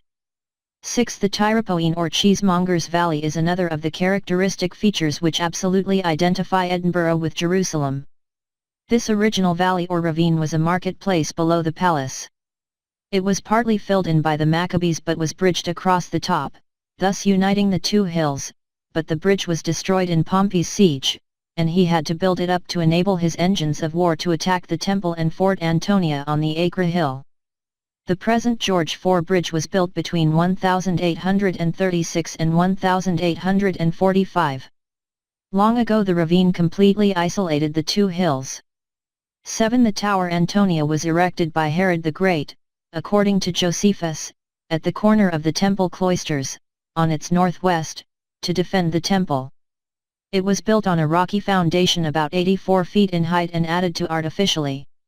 It was a powerful fortress with round towers at each angle, like so many Scottish castles. 377 Titus, during his siege, found great difficulty in taking it by assault, for it was very strongly fortified and manned.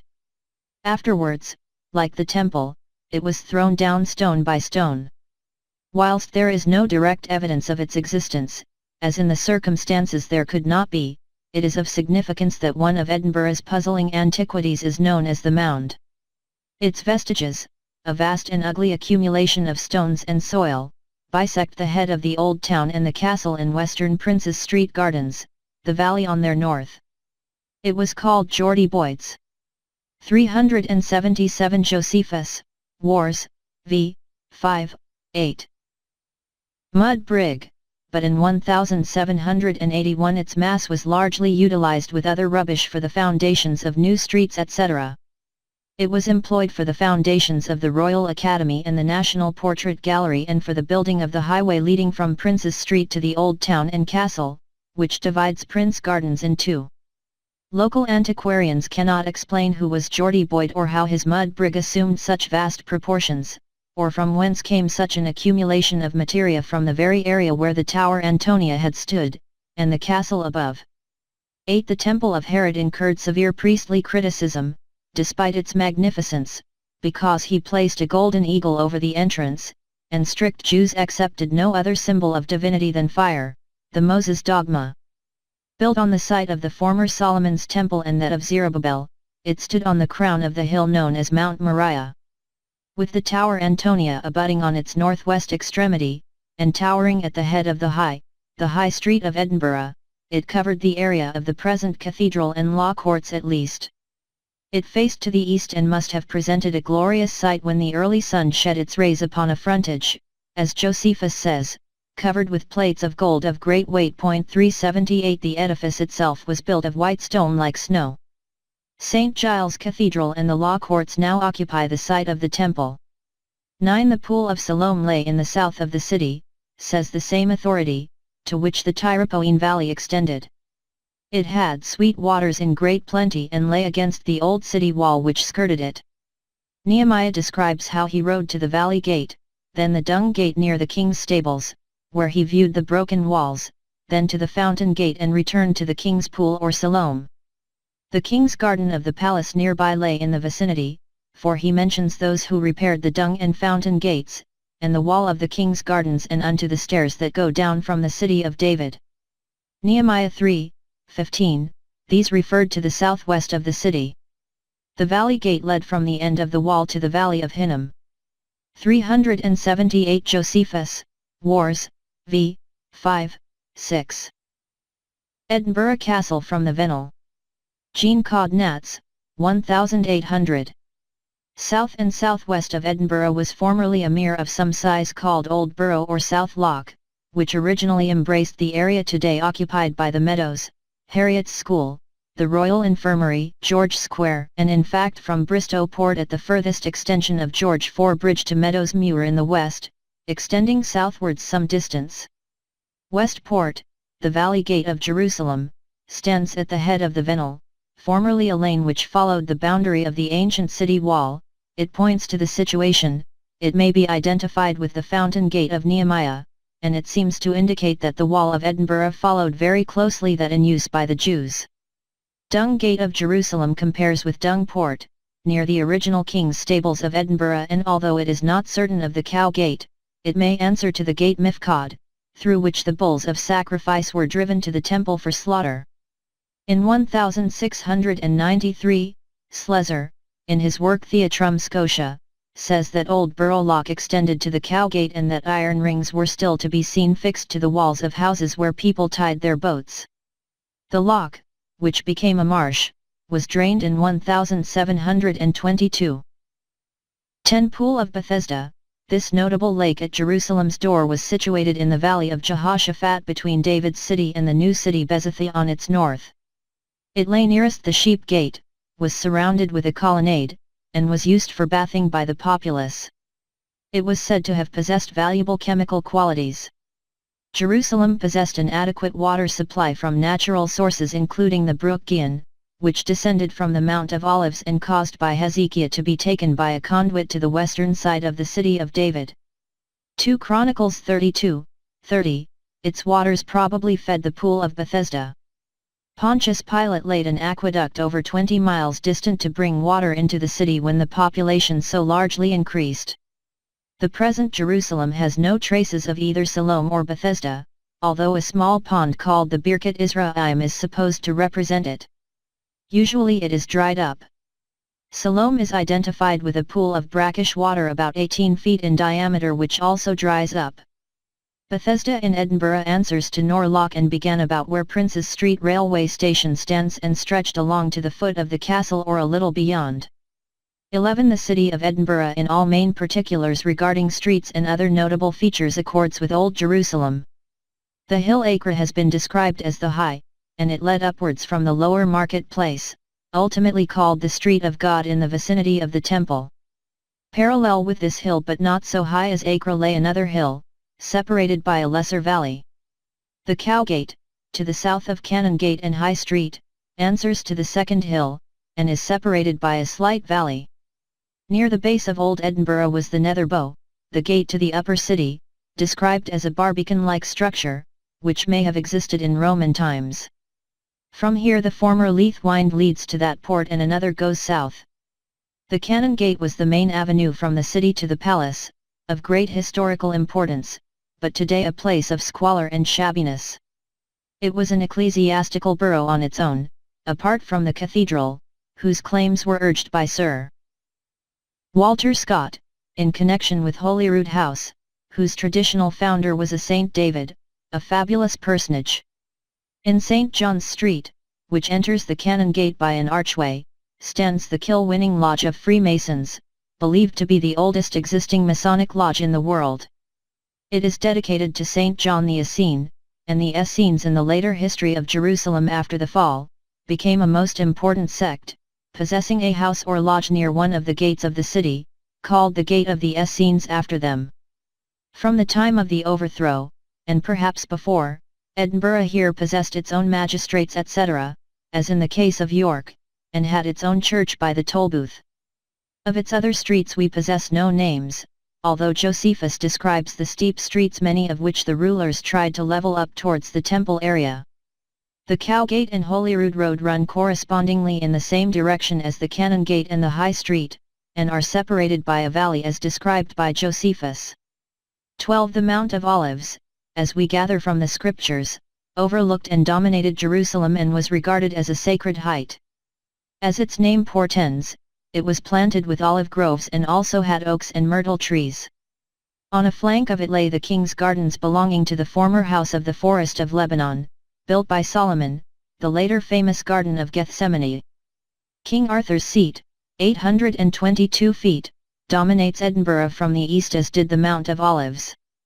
Its lower heights, ringed with former linkheads and terraces, yield evidence of the time when the olive and the vine could flourish here as in other parts of Britain. The olive was traditionally first cultivated by the Hyperboreans and taken by Hercules to Greece. Buried in the soil, bronze swords and celts have been found which indicate the great antiquity of this outstanding height. One Jewish coin was mentioned by Sir Daniel Wilson in his Prehistoric Annals of Scotland, bearing the effigy of a man in a turban and with the inscription in Hebrew Solomon ben Isaac. 379 near Salisbury Crags, 550 feet above sea, is evidence of a past tremendous physical appulsion causing a deep fracture. With 379 I have been able to discover no record that Arthur's seat has ever been scientifically examined by archaeologists. Samson's ribs, suggestive of the god Hercules, the hero Samson, whose mission at the time of the flood was to throw down huge rocks and stones from above at the behest of the gods, where the bare basaltic columns dip downward to the lower road. This remarkable so-called geological fault by the presence of basaltic columns must relate the event to that dramatic period of the great catastrophe as described by the prophet Zechariah, who was in Jerusalem at the time, and describes the miraculous escape the city had on that momentous occasion, when the Mount of Olives was thus afflicted, in these words: "Then shall the Lord go forth, and his feet shall stand in that day upon the Mount of Olives, which is before Jerusalem on the east, and the Mount of Olives shall cleave in the midst thereof, toward the east and toward the west, and there shall be a great valley, and half of the mountain shall remove toward the north, and half of it toward the south." Zechariah 14, 3-4, 380. The twin peaks of the Mount of Olives. Arthur's seat. Arthur's seat in every way compares with the Mount of Olives, from whose height, once a year, after the destruction of their city by Hadrian, the Jews were permitted to gaze on the ruins of their holy city. 380 Like other biblical prophets, his works are ex post facto accounts. Ed note, "Then shall the Lord go forth, and his feet shall stand in that day upon the Mount of Olives, which is before Jerusalem." Shades of Blake, who was very knowledgeable about ancient magic and its uses. In this passage is encapsulated much of the history of religion. This Lord was no kindly bearded man, but a deadly weapon, which likely brought about the great catastrophe so innocently regarded as a natural disaster by Comyns Beaumont. 13 King Solomon, after completing his temple, erected his own house or palace near the Mount of Olives. It was by no means solely a royal residence, but here he administered the law and held court for the hearing of causes and pleas, where he became so greatly renowned for his wisdom. It had 2 quadrangular pillars and a court of prodigious size wherein the king, seated on a throne of ivory, delivered judgment. 381 It was called, perhaps colloquially, the House of the Forest of Lebanon, because it was built of oaks and cedars from that renowned area. It was Solomon's own house, I Kings 7, 1. The Jewish Targum places it near the city, and its gardens lay alongside the Mount of Olives and were watered by the brook Gihon. The site occupied by Holyrood House may be considered in relation to Solomon's own house, for its position, just outside the old Edinburgh and yet facing its main entrances, looking toward the temple and royal castle, speaks an ancient claim, as Sir Walter Scott realized but knew not what. The tradition regarding Holyrood was that Saint David, of whom nothing tangible exists and who may well have been King David when Christian saints replaced pagan gods and princes, Edinburgh's patron saint, erected an abbey on this site, because near Arthur's seat he was attacked by a huge white stag, and by some miraculous means a fragment of the Holyrood was placed in his hand, seeing which the beast turned and fled. This bears all the marks of a medieval pious legend, but behind it lies the tradition of an early edifice where the royal palace of Holyrood now stands. It is seen moreover that the site of the present house fits completely into the remainder of the Old Jerusalem and its environs, adjacent originally to the Garden of Gethsemane. 14. The Valley of Hinnom and Golgotha is another most important feature of Jerusalem to all Christians. The Valley of Hinnom, which led to the city of that name, passing by Golgotha, lay west of Jerusalem, and had a bad reputation, for in the valley stood a high place, a Hivite 382 altar where Solomon had erected altars to the 381 Josephus, Antiquities, 8, 5, 2-3. 382 ed. Note, according to the Table of Nations, Genesis 10, the Hivites are one of the descendants of Canaan, son of Ham. Also I Chronicles 1:13-5. A possible origin of the name. Deities Astarte, Chemosh, and Milcom. 383, 2 Kings 23:13, Josiah had thrown them down and defiled them. And he defiled Tophet, which is in the valley of Hinnom, that no man might make his son or daughter to pass through the fire unto Moloch. 2 Kings 23:10. Not very far distant were buried the corpses of the great army that was besieging Jerusalem at the moment when the Almighty destroyed 185,000 men of the Assyrian army, comprising those called Gog and Magog, by a mighty blast, in a fraction of time, as described by Isaiah. The area was appropriately named the Valley of Slaughter. Jeremiah says, may be in the Hebrew word cheva, tent dweller. According to traditional Hebrew sources, the name Hivite is related to the Aramaic word kivva, hvva, meaning snake, and related to the word awia in Galilee, meaning serpent. Both these derivations unwittingly confirm Comyns' Beaumont's theory. Taking the latter case first, it makes sense in terms of the catastrophe that the people who lived in the area where the serpentine comet landed, or who were associated with the serpents of Moses, would have such a name attached to them. The days come that this place shall no more be called Tophet, or the Valley of the Sons of Hinnom, but the Valley of Slaughter. Jeremiah 19:6. Ezekiel describes this shambles in some detail, of the stench occasioned by the rotting corpses, and states that anyone passing who saw a hand or foot protruding was to put up a mark so that the grave diggers might inter it. He said they should call it the Valley of the Multitude of Gog. Ezekiel 39:11. This fits in completely with the great catastrophe whereby the territory in question obtained the name of Lanach. Gale. Lightning, which name is still borne by the adjoining region of Lanarkshire, where coal is mined in quantities. In the past, this area was called Damnia, or the Damned. This Valley of Hinnom or Hamon-Gog, Valley of Slaughter, Valley of the Rephaim, Giants, became subsequently Golgotha, the place of Gothic skulls, the invaders being generalized as Goths in this age. Regarding the term cheva for tent dweller, we can pinpoint the area even more accurately, for this word is still used in northeast England as a derogatory term, meaning vulgar or common. In terms of identification of Jews as gypsies, and the eternal battle between the Jocks and the Geordies, or the Eocades and the Gorgios, still used as a term for non-gypsies, the area is further identified as Northumberland, the Palestine area separating Judea and Syria. When Titus marched his armies to the siege of Jerusalem, he concentrated his forces at Caesarea. It became the civil and military metropolis of so-called Palestine. 383 ed. Note, this term is still in use today in the esoteric circles of the military. Milcom, the premier international conference for military communications, which buried their tens of thousands suddenly destroyed by the act of the Almighty, in the 14th year of Hezekiah, killed in a flash by awful lightnings in the area where the skulls and bones remained a grim memory of the dramatic past, a miracle by the direct intervention of heaven which saved the city from collapsing into their hands. If ever there were a miracle, such was this celestial intervention, as believed in subsequent ages. It was there, at Golgotha, the place of a skull, which is called in the Hebrew Golgotha, where they crucified him. John 19:17-8. Tophet, now Korsdorfine Hill. Nass Smith, 18c.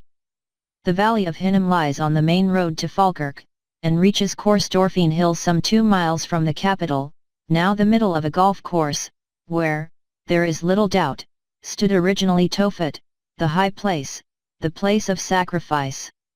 Another 3 miles on, the road reaches Gogger, Gogger Mount, Gogger Village, Gogger Burn and other landmarks bearing the name Gogger.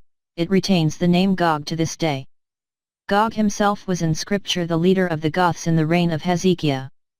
The Romans called this area Gugernum, only a variation, and had a military station hereabouts. Here, in truth, is the place of ill memory, which later became Jerusalem's dung heap. It offers little to the eye, but it is redolent with memories of an immortal event in the history of man. The original Hinnom itself requires mention.